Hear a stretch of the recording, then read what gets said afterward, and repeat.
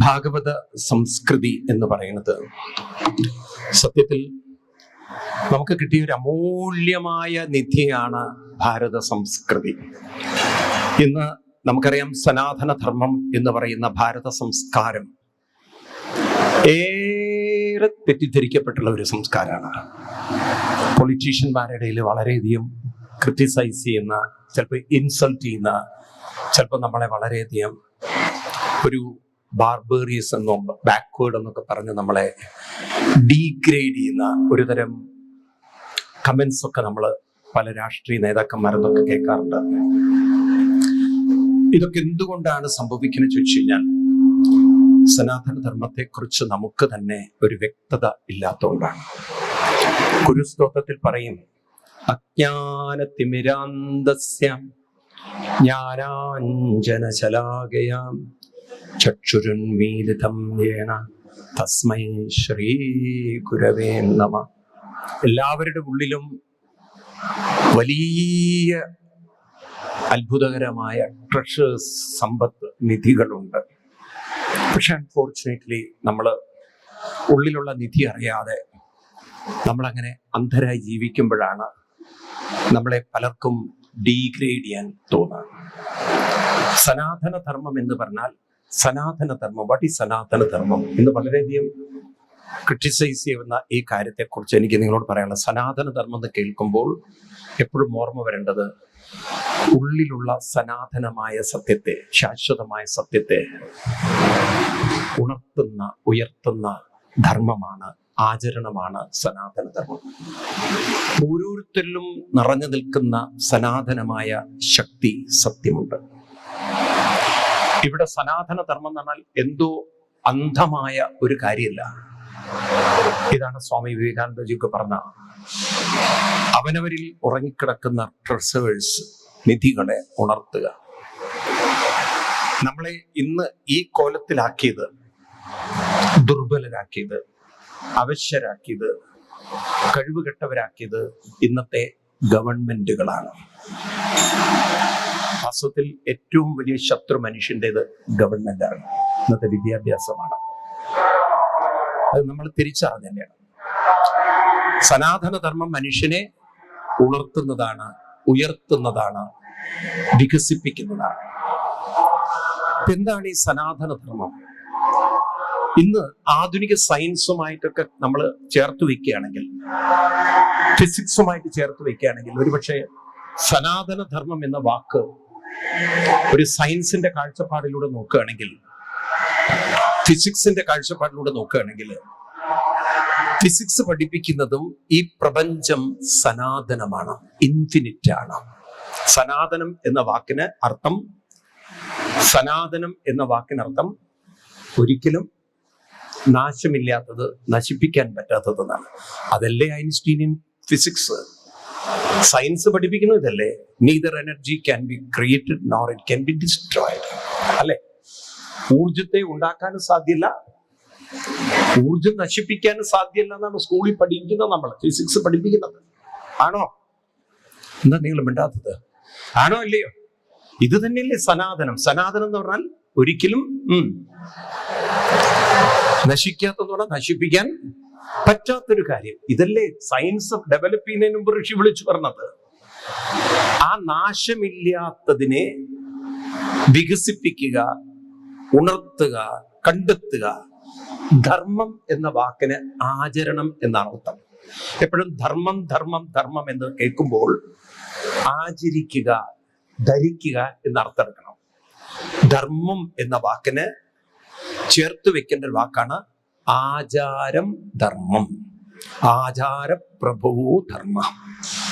ആചരിക്കേണ്ടതാണ് ധർമ്മം. അപ്പൊ നമ്മുടെ ജീവിതത്തിൽ ചിലത് ആചരിച്ചാൽ, ആചരിക്കുക പറഞ്ഞാൽ അനുഷ്ഠിച്ചാൽ, ശീലിച്ചാൽ, പ്രാക്ടീസ് ചെയ്താൽ സനാതനമായതിനെ നമുക്ക് കണ്ടെത്തി ഉയർത്താം. ഇതാണ് നമ്മുടെ ഭാരത ഋഷിവര്യന്മാരെ പറഞ്ഞെങ്കിൽ ഇതല്ലേ most greatest science in the world. അപ്പൊ നമ്മൾ മനസ്സിലാക്കണം, ഓരോ മനുഷ്യരും ശ്രദ്ധിക്കുക, ജന്മം കൊണ്ട് തന്നെ നല്ല ശക്തിയും കഴിവും ഉള്ളവരായിട്ടാണ് ഇങ്ങോട്ട് ഈ ഭൂമിയിൽ വന്നത്. പക്ഷെ നമ്മുടെ ഉള്ളിലുള്ള റിസോഴ്സ് എന്താണെന്ന് നമുക്ക് ആരും പറയും കാണിച്ചു തന്നില്ല. നമ്മളെ ആരോ എഴുതി വെച്ച പുസ്തകങ്ങളിലെ സിലബസുകൾ ബൈഹാർട്ട് പഠിപ്പിക്കുന്നതാണ് വിദ്യാഭ്യാസം എന്ന ഫൂളിഷ്നെസ്സിനാണ് വളർത്തിയത്. ഞാനതാ പറഞ്ഞു, സ്കൂളിലേ പോകരുതായിരുന്നു നമ്മൾ. ആ സ്കൂളിൽ പോയതാണ് അബദ്ധമായത്. സ്കൂളിൽ പോയില്ലായിരുന്നെങ്കിൽ മനുഷ്യൻ വീണ്ടും നന്നാവുമായിരുന്നു. അപ്പോൾ സ്കൂളിൽ പോവാതെ പിന്നെ എന്താ ചെയ്യേണ്ടത്? അതിനാണ് നമുക്കൊരു ധർമ്മം, നമുക്കൊരു ഇൻസ്റ്റിറ്റ്യൂഷൻ ഉണ്ടായിരുന്നു. ഭാരതത്തിന്റെ ഇൻസ്റ്റിറ്റ്യൂഷൻ എന്തായിരുന്നു ചോദിച്ചു കഴിഞ്ഞാൽ, ഗീതയിൽ 14 ചാപ്റ്റർ എടുക്കുന്നതാണ്. സനാതന ധർമ്മം എന്താണെന്ന് അറിയണമെങ്കിൽ 14 ചാപ്റ്റർ എടുക്കണം. ഗീത 14-ാം അധ്യായം നമ്മൾ പഠിക്കണം. ഈ 14-ാം അധ്യായത്തിൽ കൃഷ്ണൻ 5-ാം ശ്ലോകത്തിൽ പറയും, എല്ലാ മനസ്സുകളും, നോക്കൂ ഇത് ശരിക്കും പഠിക്കണം നമ്മളെ, എല്ലാ മനസ്സുകളും, ഈ ഭൂമിയിലുള്ള എല്ലാവരുടെയും മനസ്സുകൾ, ഈ മനസ്സെന്ന് പറയുന്നത് 3 ഗുണങ്ങൾ ചേർന്ന ചിന്തകളുടെ, സ്വഭാവങ്ങളുടെ, ശീലങ്ങളുടെ, സംസ്കാരങ്ങളുടെ ഒരു കൂടാരമാണ് മനസ്സ്. എത്ര? 3 ഗുണങ്ങളുടെ, 3 ഗുണങ്ങൾ. ഇപ്പൊ ഒരാറ്റത്തിൽ ഇലക്ട്രോൺ, ന്യൂട്രോൺ, പ്രോട്ടോൺ, ന്യൂട്രോൺ എന്ന് പറയുന്ന പോലെ മനസ്സിലും 3 ഗുണങ്ങൾ. ഏതൊക്കെയാണ്? 5-ാം ശ്ലോകം എടുത്തു നോക്കൂ നിങ്ങൾ. സത്വം രജതമ ഇതി ഗുണാ പ്രകൃതി സംഭവ നിബന്ധന്തി മഹാബാഹോ ദേഹേ ദേഹിനം അവ്യം. കണ്ടോ? സത്വഗുണം, രജോ ഗുണം, തമോ ഗുണം. ഇനി കൃഷ്ണൻ ഫർദർ ഇതിനെ എക്സ്പ്ലെയിൻ ചെയ്യാണ്. തമോ ഗുണം എന്നാൽ എന്താണ്? നോക്കൂ, നിങ്ങൾ കുട്ടികളെയൊക്കെ വളർത്തുമ്പോൾ ശ്രദ്ധിക്കണം. നാളെ കഴിവുള്ള, കരുത്തുള്ള, കരുണയുള്ള, കരുതലുള്ള ഒരു തലമുറയെ വാർത്തെടുക്കണമെങ്കിൽ സ്കൂൾ വിദ്യാഭ്യാസം കൊണ്ട് സാധ്യമല്ല. സ്കൂൾ വിദ്യാഭ്യാസം കൊണ്ട് എത്തിച്ചത് മനുഷ്യനെ കൊല്ലുന്ന കുട്ടികളില്ലേ, കുത്തിക്കൊല്ലുന്നു, റാഗ് ചെയ്യണ കണ്ടില്ലേ? വിദ്യാഭ്യാസം ഉള്ളവരാന്നാ പറയുന്നത്, വിദ്യാഭ്യാസം ഉള്ളവരാണ്. ഇന്ന് രാവിലെ ഇങ്ങോട്ട് വരുമ്പോ കഷ്ടകാലത്തിന് പേപ്പർ എടുത്ത് നോക്കി, രാവിലത്തെ വാർത്ത തന്നെ സ്കൂൾ ടീച്ചർ ആത്മഹത്യ ചെയ്യുന്നതാണ്. പണ്ട് കുട്ടിയായിരുന്നു ആത്മഹത്യ ചെയ്യുന്നത്, ഇപ്പോ ടീച്ചറും കൂടെ ആത്മഹത്യ ചെയ്യുന്ന കാലഘട്ടത്തിലേക്ക് കേരളം വികസിച്ചിരിക്കുകയാണ്. ഇപ്പൊ കേരളം എന്ന് പറഞ്ഞാൽ വളരെയധികം സാക്ഷരതയിൽ മുന്നിൽ നിൽക്കുന്നതുകൊണ്ട് ഇനിയിപ്പോ ആത്മഹത്യയിൽ മുന്നിൽ നിൽക്കാതിരിക്കാൻ പറ്റില്ലല്ലോ. സാക്ഷര കൂടിയപ്പോൾ സാക്ഷര എന്നുള്ള വാക്ക് തിരിച്ചിട്ട് കഴിഞ്ഞാൽ വരുന്നത് രാക്ഷസ എന്നാണ്. ഇപ്പൊ സാക്ഷരത കൂടിയപ്പോൾ മനുഷ്യരൊക്കെ രാക്ഷസന്മാരായി മാറുന്ന കാഴ്ചയാണ് ഇപ്പൊ കേരളത്തിലാണ്. കുത്തുന്നതും കൊല്ലുന്നതും റാഗ് ചെയ്യുന്നതും ആത്മഹത്യ ചെയ്യുന്നതും ആണോ? പറയൂ നിങ്ങൾ. വിദ്യാഭ്യാസം കൊണ്ടുണ്ടായ കാര്യം ഇപ്പൊ അത്. അപ്പൊ ഇവിടെയാണ് നമുക്ക് മനസ്സിലാക്കേണ്ടത്, ഓരോ മനസ്സിലും തമോ ഗുണവും, പറയൂ, രജോ ഗുണവും സത്വഗുണവുമുണ്ട്. ഇതിൽ ചിലവരുടെ മനസ്സ് തമോ ഗുണം ഡോമിനേറ്റഡ് ആണ്. തമോ ഗുണം എന്ന് പറഞ്ഞാൽ ഒരു അലസത, മടി, വെറുതെ മൊബൈലിൽ തോണ്ടി സുഖം കണ്ടെത്തുക. കാരണം സുഖമാണല്ലോ മനുഷ്യന് വേണ്ടത്. അപ്പം പ്രത്യേകിച്ച് പണിയൊന്നും എടുക്കാതെ അലസമായി സുഖം കാണുന്ന ഒരു ജീവിതത്തെയാണ് തമോ. അതെല്ലാവരുടെ ഉള്ളിലും ഉണ്ട്. ഈ തമോ ഗുണമാണ് വാസ്തവത്തിൽ ഒരാളുടെ പുരോഗതിക്ക് ഏറ്റവും തടസ്സം സൃഷ്ടിക്കുന്നത്. ഈ തമോ ഗുണം അധികരിച്ച മനസ്സിനെയാണ് ശൂദ്ര മനസ്സെന്ന് പറഞ്ഞത്. അത് കളിയാക്കാനല്ല, അത് സ്വയം മനസ്സിലാക്കാനാണ്. അതുകൊണ്ടാണ് ഋഷി എഴുതിയത് ജന്മനാജായതേ ശൂദ്ര എന്നാണ്. എല്ലാവരുടെ ഉള്ളിലും തമോ ഗുണം ഉള്ളത് കൊണ്ട് എല്ലാവരും ഒരു ശൂദ്രത്വം ഉണ്ട് എന്നാണ്. മനസ്സിലായില്ലേ? തമോ ഗുണം എല്ലാവരിലും ഉണ്ട്. തമോ ഗുണം എന്താ ചെയ്യുന്നത്? തമോ ഗുണം നമ്മുടെ ഉള്ളിലുള്ള ശക്തി, കഴിവ്, ഇതിനെല്ലാം വല്ലാതെ ഇങ്ങോട്ട് മറച്ച് നമ്മളെ ഇങ്ങോട്ട് ഒരു അലസതയിലും മടിയിലും ഒരു വല്ലാത്ത ഒരു ഇൻട്രോവേർട്ടഡ്നെസ് എന്ന് പറയുന്ന അവസ്ഥയിലേക്ക് കൊണ്ടുവന്ന് വെച്ചാൽ ഒന്നിനോട് താല്പര്യമില്ലാതെ വെറുതെ ഇരുന്ന് ടൈം പാസ് ചെയ്യക്കില്ല. മനസ്സിലാവുണ്ടോ നിങ്ങൾക്ക്? അതായത് ഉള്ള എനർജി വെറുതെ യൂസ്ലെസ് ആക്കി കളയുന്ന അവസ്ഥ. വെറുതെ ഇരിക്കുന്നതിൽ ഒരു സുഖം കാണാം. ആണോ ഇല്ലയോ? ഉണ്ടോ ഇല്ലയോ? എല്ലാവരിലും ആ തമോ ഗുണമുണ്ട്. രണ്ടാമത്തതാണ് രജോ ഗുണം. രജസ് എന്ന് പറഞ്ഞാൽ തന്നെ ഭയങ്കര റെസ്റ്റ്ലെസ്നെസ് ആണ്, അജിറ്റേഷൻ ആണ്. മനസ്സ് വളരെ ഫ്ലിക്കറിങ്, വളരെയധികം വെറുതെയിരിക്കില്ല. അപ്പം മനസ്സെന്ത് ചെയ്യും? രജോ ഗുണ മനസ്സ് ഓരോന്ന് ചെയ്യാൻ. അതാണ് ഇന്നിപ്പം നമ്മൾ ഇംഗ്ലീഷിൽ ഹൈപ്പർ എന്നൊരു വാക്കുണ്ട്.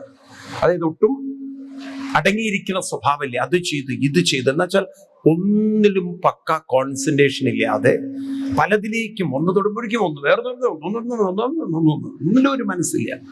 ഒരു വെപ്രാളം എന്ന് പറയില്ലേ, ഭയങ്കര വെപ്രാള മനസ്സ്. ആ മനസ്സിനെയാണ് എന്ത് പറയാ? പറയൂ, രജോ ഗുണ മനസ്സ്. അതാണ് ഈ വെപ്രാളം ഉള്ള വീട്ടിലൊക്കെ പോയ ചായക്ക് പറഞ്ഞാൽ ചിലപ്പോൾ പഞ്ചസാരയ്ക്ക് ഒരു ഉപ്പൊക്കെ ഇട്ട് തരും. കാരണം ഉപ്പിന്റെ ഭരണിയും ചായയുടെ പഞ്ചസാര ഒക്കെ അടുത്ത് വെച്ചിട്ടുണ്ടാവും. ബോധം ഉണ്ടാവണ്ടേ ഇത് എന്താണെന്നുള്ളത്. ഇല്ലേ, വെപ്രാളം വരുമ്പോൾ എന്താ ചെയ്യുന്നതെന്ന് ഈ വെപ്രാളികളുടെ അടുത്തിരുന്നിട്ടുണ്ടല്ലോ പറയുമ്പോൾ സൂക്ഷിക്കണം. അയൺ ചെയ്യുന്ന സമയത്തൊക്കെ അവരോട് വർത്തമാനം പറയുമ്പോൾ അവർക്ക് ഫോൺ ചെയ്യുമ്പോൾ സൂക്ഷിച്ചോളണം. പണ്ടൊരു വെപ്രാളിക്ക് ഫോൺ വന്നപ്പോൾ ഹലോ, പിന്നെ ആത്മഹത്യയാണ്. കാരണം ഈ മൊബൈലാണെന്ന് പറഞ്ഞൊക്കെ ബോധത്തിൽ വെക്കുന്നത്. കാരണം വെപ്രാളം കൂടിക്കഴിഞ്ഞാൽ എന്ത് ചെയ്യാൻ പറ്റും? വെപ്രാളികൾ ചെയ്യുന്ന പണിയാണ്. ആണോ ഒന്നും ഇണ്ടാത്തത്? ഈ ഒരു അമ്മാവന്റെ ഒരു കഥ പറയും. അമ്മാവൻ ഒരു വെപ്രാളിയാണ്. മരുമകൻ ലീവിന് വന്നപ്പം റെയിൽവേ സ്റ്റേഷനിൽ കൊണ്ടുവിട്ടു. ട്രെയിൻ വന്നപ്പോണ്ടല്ലോ അമ്മാവൻ ഒരൊറ്റ ഓട്ടവും കയറ്റവും. മരുമകൻ നോക്കുമ്പോ അമ്മാവനെ കാണുന്നില്ല. ട്രെയിൻ പോവുകയും ചെയ്തു. പിന്നെയാണ് പറയുന്നത് അമ്മാവൻ ട്രെയിനിന്റെ അകത്ത് കയറിപ്പോയിരുന്നത്. കൊണ്ടുവിടാൻ വന്ന ആളാണ്, പോവേണ്ട ആള് മരുമകനും. ഈ വെപ്രാളികൾക്ക് അങ്ങനെ ഒരു കുഴപ്പമുണ്ട്. അതായത് എന്താണ് ഏതാണ് എന്നുള്ളൊരു ബോധമുണ്ടാവില്ല. അബദ്ധങ്ങളൊക്കെ കാണിച്ചു. ആണോ അല്ലയോ? പലപ്പോഴും നിങ്ങളുടെയൊക്കെ വീട്ടിലില്ലേ 2 പ്രാവശ്യം ഉപ്പിട്ട അമ്മമാരുണ്ടാവില്ലേ കറിയില്ല? ഉണ്ടോ? കൂടുതലൊന്നും ഞാൻ പറയേണ്ട കാര്യമില്ല. അപ്പൊ രണ്ടാമത്തത് രജോ ഗുണമാണ്. അവരാണ് വൈശ്യന്മാര്. മൂന്നാമത്തതാണ് സത്വഗുണം. സത്വഗുണത്തിന്റെ പ്രത്യേകത എന്ന് വെച്ചാൽ വളരെയധികം ഏകാഗ്രത ഉള്ള മനസ്സാണ്. അപ്പൊ ശ്രദ്ധിക്കുക നിങ്ങൾ, എല്ലാ മനുഷ്യ മനസ്സുകൾക്കും ഒരു സത്വഗുണ ക്വാളിറ്റി ഉണ്ട്. എന്തുണ്ട്? നമുക്ക് എന്താ വേണ്ടതെന്ന് ചോദിച്ചു കഴിഞ്ഞാൽ ഋഷി പറയും സത്വഗുണവും വേണം, സമചിത്തതയും വേണം.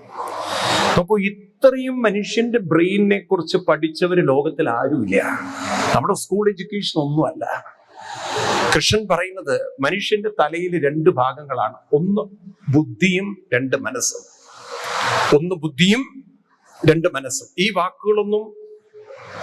വാക്കുകളൊന്നും സ്കൂൾ എഡ്യൂക്കേഷനിൽ പോലും അറിയാത്ത കാര്യങ്ങളാണ്. ഗീതയിൽ 12-ാം അധ്യായത്തിൽ 5-ാം ശ്ലോകത്തിൽ കാണാം, കൃഷ്ണൻ പറയുന്നു മയ്യേവ മന ആദസ്വ മൈ ബുദ്ധി നിവേശേ. ഈ മന ബുദ്ധി എന്നൊക്കെയുള്ള വാക്ക് ഗീതയിൽ നിങ്ങൾക്ക് കാണാം. അപ്പൊ മനസ്സെന്നും ബുദ്ധി എന്നും 2 പാർട്ടുകൾ നമ്മുടെ തലയിലുണ്ട്. ഇന്നിപ്പോ അത് സൈക്കോളജി മനസ്സിലാക്കിയത് കൊണ്ടാണ് IQ, EQ എന്ന 2 വാക്ക് കേട്ടിട്ടുണ്ടാവും. IQ എന്ന് പറഞ്ഞാൽ ഇന്റലിജന്റ് കോഷ്യന്റ് ആൻഡ് EQ എന്ന് പറഞ്ഞാൽ ഇമോഷണൽ കോഷ്യന്റ്. അതായത് മനുഷ്യനിലൊരു ഇന്റലക്ച്വൽ ബ്രെയിൻ, അതായത് ഇൻഫർമേഷൻ ഗ്യാദർ ചെയ്യാൻ സാധിക്കുന്ന, നോളജ് ഗ്യാദർ ചെയ്യാൻ സാധിക്കുന്ന ഒരു ബ്രെയിൻ ഉണ്ട്. അതാണ് ബുദ്ധി എന്ന് പറയുന്നത്. എന്നാൽ മനുഷ്യനിൽ വികാരങ്ങൾ, സ്നേഹം, ഇഷ്ടം, കാമം, ക്രോധം, എല്ലാ അസൂയും ഒക്കെ നിറഞ്ഞിരിക്കുന്ന, നല്ലതും ചീത്തതും വികാരങ്ങൾ നിറഞ്ഞിരിക്കുന്ന ഒരു ഇമോഷണൽ മൈൻഡ് നമുക്കുണ്ട്. ഉണ്ടോ? ഈ ഇമോഷണൽ മൈൻഡിനെ ഡെവലപ്പ് ചെയ്യാൻ ഇന്ന് എഡ്യൂക്കേഷനിൽ യാതൊന്നും ഇല്ല. ഈ പറഞ്ഞ തമോ ഗുണം രജോ ഗുണം ഒക്കെ എവിടെയാണ്? ഇമോഷണൽ മൈൻഡിലാണ്. എവിടെയാണ്? പറയൂ. അപ്പൊ ഈ ഇമോഷണൽ മൈൻഡ് ബ്രെയിനിനെ അങ്ങോട്ട് സ്വാധീനിച്ചു കഴിഞ്ഞാൽ ബുദ്ധി ഉണ്ടായിട്ടും പറയൂ കാര്യമില്ല. അപ്പം ഇമോഷണൽ മൈൻഡ് ഡള്ളായാൽ ഒന്നും തലയിൽ കയറില്ല, ഒന്നിനും പഠിക്കാൻ താല്പര്യം ഉണ്ടാവില്ല. മനസ്സിലായില്ലേ? അതേപോലെ ഇമോഷണൽ മൈൻഡ് വളരെ അജിറ്റേറ്റിംഗ് ആയാൽ ഫോക്കസ് ചെയ്യാൻ കഴിവുണ്ടാവില്ല, പലതിലേക്കും ശ്രദ്ധ പോവും. അതാണ് ഒരു ജോലി ചെയ്താൽ താല്പര്യമില്ല, അടുത്ത ജോലിക്ക് പോയി അതിലും താല്പര്യമില്ല. ഇതുപോലെ തന്നെയാണ് കല്യാണം കഴിച്ചാൽ ഒന്ന് കെട്ടി, അത് ശരിയല്ല, വേറൊന്നിനെ കെട്ടി, അതും ശരിയല്ല. നിങ്ങൾ നോക്കൂ, എത്ര ബുദ്ധി ഉണ്ടായാലും ഈ ഇമോഷണൽ മൈൻഡ് ശരിയല്ലെങ്കിൽ എത്ര കെട്ടിയിട്ടും കാര്യമില്ല. മനസ്സിലായില്ലേ? കാരണം അവരുടെ ജീവിതത്തിൽ സ്വസ്ഥതയില്ല. മനസ്സ് സ്വസ്ഥമായിട്ടിരിക്കാൻ അവരെ അനുവദിക്കില്ല. എന്നാൽ വെറും സത്വഗുണം മാത്രമായാലോ അതിലും അപകടമാണ്. ബുദ്ധി വളരെയധികം ഓവർ ബുദ്ധിയായാലും അവർക്ക് ചില പരാജയങ്ങളെ ക്രിറ്റിസിസം ഉൾക്കൊള്ളാൻ സാധ്യല്ല. അതുകൊണ്ടാണ് ഹൈലി ഇന്റലക്ച്വൽ ആയിട്ടുള്ള ഈ അമേരിക്കയിലൊക്കെ കാണാം MIT പഠിക്കുന്ന കുട്ടികൾ സൂയിസൈഡ് ചെയ്യണം. കാരണം ചിലത് അവർക്ക് അങ്ങോട്ട് ഗെറ്റ് ലോങ് ചെയ്യാൻ പറ്റും. വലിയ വലിയ ബിസിനസ്സുകാരൻ നിങ്ങൾ കണ്ടില്ലേ, എന്താണ് coffee day chairman Siddhartha Ray എന്നൊക്കെ പറയുന്ന ആൾക്കാർ കേട്ടില്ലേ നിങ്ങൾ? 9,000 crores കടണ്ട് എന്ന് പറഞ്ഞിട്ട് അയാൾ പോയി സൂയിസൈഡ് ചെയ്തു. എന്നാൽ അയാളുടെ ഭാര്യ പിന്നീട് ആ കടങ്ങളൊക്കെ തീർത്തിട്ട് അവള് ആ കമ്പനി സക്സസ്ഫുൾ ആക്കിയ ചരിത്രമുണ്ട്. കേട്ടിട്ടുണ്ടോ ഇതൊക്കെ? നിങ്ങൾ കേട്ടിട്ടുണ്ടോ? വലിയ വലിയ ബിസിനസ്സുകാരൻ സൂയിസൈഡ്, കാരണം അവർക്ക് ചില പരാജയങ്ങളെ ആക്സെപ്റ്റ് ചെയ്യാൻ സാധ്യല്ല. മനസ്സിലാവുണ്ടോ നിങ്ങൾക്ക്? അപ്പൊ നമുക്ക് വേണ്ടത് എന്താണ്? ബുദ്ധിയുടെ ഏകാഗ്രതയും വേണം, മനസ്സിന്റെ സമചിത്തതയും വേണം. എന്താണ്? ബുദ്ധിയുടെ ഏകാഗ്രതയും വേണം, മനസ്സിന്റെ സമചിത്തതയും വേണം. ഇത് കൈവരിക്കാൻ ചില ട്രെയിനിങ് ആവശ്യമാണ്. ഇപ്പൊ കുട്ടികളെയൊക്കെ നിങ്ങൾ ഈ വെക്കേഷനിൽ അത് പരീക്ഷിച്ചു നോക്കുക. ചെറിയ കൊച്ചു കുട്ടികളെ വേണമെങ്കിൽ ഇത് നിങ്ങൾക്ക് റിസർച്ച് പോലെ ചെയ്യാം. കാലത്തെണീറ്റ് ക്ഷേത്രങ്ങളിൽ എന്തിനു പോണം എന്ന് ചോദിച്ചാൽ ഈ 8 മണിക്കും 10 മണിക്കും ഒന്നും അല്ല അമ്പലത്തിൽ പോകേണ്ടത്. കാലത്തെണീറ്റ് ക്ഷേത്രത്തിൽ പോയി ആദ്യം ചെയ്യേണ്ടത് പ്രദക്ഷിണം ചെയ്യണം അമ്പലത്തിൽ. ഇതെന്തിനാ ചോദിച്ചു കഴിഞ്ഞാൽ തമോ ഗുണത്തെ രജോ ഗുണമാക്കാനാണ്. എനിക്ക് സത്യത്തിൽ ഈ ഭഗവത്ഗീതയോടും ഭാഗവതത്തോടും വലിയൊരു ഇഷ്ടം വരാൻ കാരണം ഫിസിക്സിന്റെ തിയറി ലോകത്തിൽ ആദ്യമായി അവതരിപ്പിച്ചത് നമ്മുടെ ഭഗവാൻ ശ്രീകൃഷ്ണനും ഈ വ്യാസ ഭഗവാനൊക്കെയാണ്. നിങ്ങൾ നോക്കൂ, ഐൻസ്റ്റീനിയൻ ഫിസിക്സ് പഠിപ്പിക്കുന്നത് can create energy but you can destroy energy but you can transform energy എന്നാണ്. അതാണല്ലോ ഇപ്പൊ നമ്മൾ സോളാർ എനർജി ഇലക്ട്രിക്കൽ എനർജി ആക്കുന്നത്. ആണോ അല്ലയോ? ഇപ്പൊ നമുക്ക് കൺവേർഷൻ ഓഫ് എനർജി നമുക്കുണ്ട്. ഈ കാര്യം സൈക്കോളജിക്കലി നമ്മൾ പഠിപ്പിച്ച അവതാരമൂർത്തിയാണ് കൃഷ്ണൻ. നിങ്ങൾ 14-ാം അധ്യായത്തിൽ 20-ാം ശ്ലോകം എടുത്ത് നോക്കൂ. പ്രൂഫ് ഉണ്ടല്ലോ. ഞാൻ പറയുന്നതൊന്നും ബ്ലൈൻഡ്ലി എടുക്കണ്ട, എല്ലാറ്റിനും പ്രൂഫ് ഉണ്ട്. ഗീതയിലെ 14-ാം അധ്യായത്തിൽ 20-ാം ശ്ലോകം, അതാണ് ഗീത പഠിക്കണം നമ്മള്. അപ്പോഴേ നമുക്ക് കൃഷ്ണനെ വേറെ ലെവലിൽ നിങ്ങൾ കാണുന്നു. അല്ലെങ്കിൽ ഈ തൊഴുതുപോലെ തന്നെ പൊട്ടത്തൊഴുതുപോലെ അതിലപ്പുറം വളരില്ല നമ്മള്. നിങ്ങൾ ആരെ തൊഴുന്നു പോലും നിങ്ങൾക്ക് മനസ്സിലാവില്ല. ആ ഭഗവാന്റെ ഒരു മഹത്വം നിങ്ങൾക്ക് മനസ്സിലാവില്ല. ആ ഭഗവാന്റെ ഗ്രേറ്റ്നെസ് നിങ്ങൾക്ക് മനസ്സിലാവണ്ടേ? നിങ്ങൾ ഗീത എന്ന് വായിച്ചിട്ട് അമ്പലത്തിൽ പോയി നോക്കും, നിങ്ങളുടെ പെർസെപ്ഷനേ മാറും. നിങ്ങൾ കൃഷ്ണനെ ഒരു വിഗ്രഹത്തിലല്ല കാണുക. പിന്നെ മനസ്സിലായില്ലേ? ഭഗവാനെ നിങ്ങൾ വേറെ ചില ഭാവങ്ങളിലൊക്കെ നിങ്ങൾക്ക് കാണാൻ തുടങ്ങും. മനസ്സിലാവുണ്ടോ? ഇത് നമുക്ക് പ്രൂവ് ചെയ്യണം. 14-ാം അധ്യായത്തിൽ 20-ാം ശ്ലോകത്തിൽ പറയുന്നു, ഗുണാൻ ഏതാൻ അതീത്യാണ്. ഗുണങ്ങളെ അതീത്യ മീൻസ് അതിവർത്തിയ. അതിവർത്തിയ എന്നൊക്കെ പറഞ്ഞാൽ ട്രാൻസ്ഫോം ചെയ്യുക. അപ്പൊ നോക്കൂ, ആരും ഇവിടെ ശൂദ്രനല്ല, ആരും ഇവിടെ വൈശ്യനല്ല, ആരും ഇവിടെ ഒരു ക്ഷത്രിയനും അല്ല, ആരെയും ബ്രാഹ്മണനാക്കി നിർത്താനും അല്ല അവിടെ വന്നത്. നമ്മളെ ബ്രഹ്മസായുജ്യത്തിലേക്ക് എത്താൻ, ബ്രഹ്മത്തിലേക്ക് എത്തിക്കാൻ അതിനുള്ള വഴികളാണിതൊക്കെ. ആണോ? പൂന്താനം അവസാനം എഴുതിയത് എന്താണ്? ബ്രാഹ്മണനാവുന്നാണോ? അവസാനത്തെ വരി പൂന്താനത്തിന്റെ ജ്ഞാനപ്പാന ഓർക്കുന്നുണ്ടോ? ആരെങ്കിലും കേട്ടിട്ടുണ്ടോ? കർമ്മങ്ങളൊക്കെ ഒടുങ്ങിക്കഴിഞ്ഞാൽ ഈ ജീവനും കൊതിക്കുന്നു, ബ്രഹ്മത്തെ കണ്ട് ജീവനും കുതിക്കുന്നു. ബ്രഹ്മസായുജ്യം കൈവരും അപ്പോഴേന്ന്. എന്തുവരും? അപ്പൊ നമ്മളെ ബ്രാഹ്മണനാക്കാനാണോ ശ്രമിക്കുന്നത്? ആരിലേക്ക് എത്തിക്കാനാണ്? ബ്രഹ്മത്തിലേക്ക്, പൂർണ്ണതയിലേക്ക്.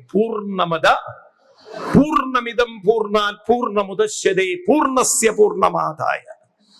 സനാതനധർമ്മം മനുഷ്യനെ പൂർണ്ണതയിലേക്ക് വികസിപ്പിക്കുന്ന സംസ്കാരമാണ്, ആചരണമാണ്.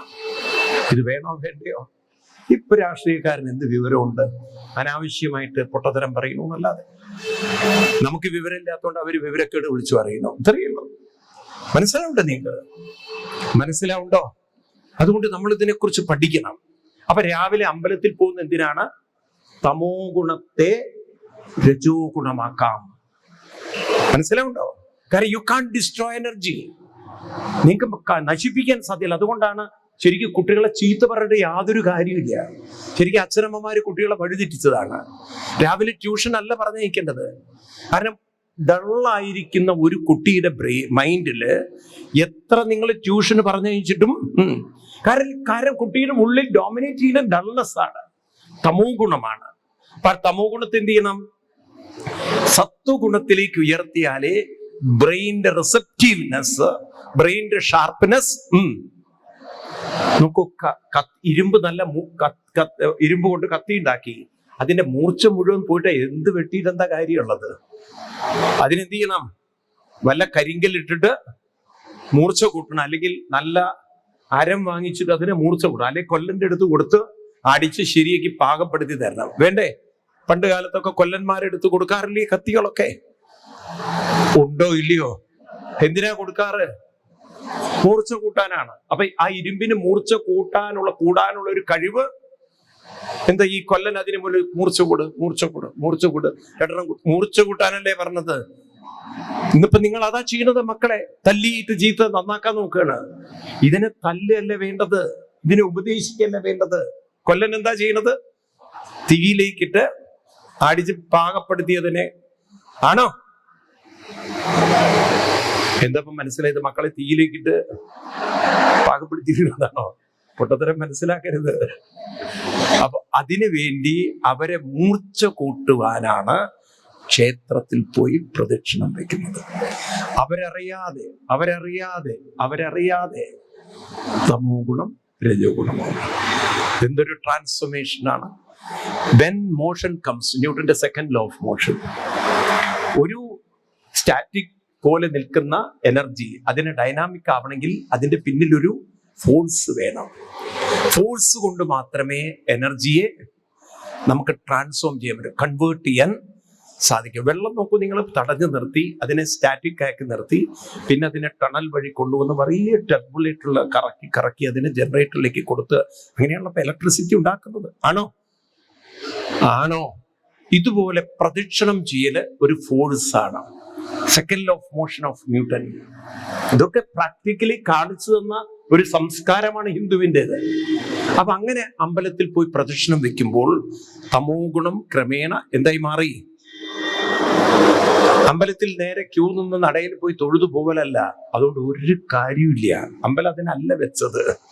അമ്പലം വെച്ചിരിക്കുന്നത് തമോ ഗുണത്തെ രജോ ഗുണമാക്കാനും. ഇനി എന്ത് വേണം?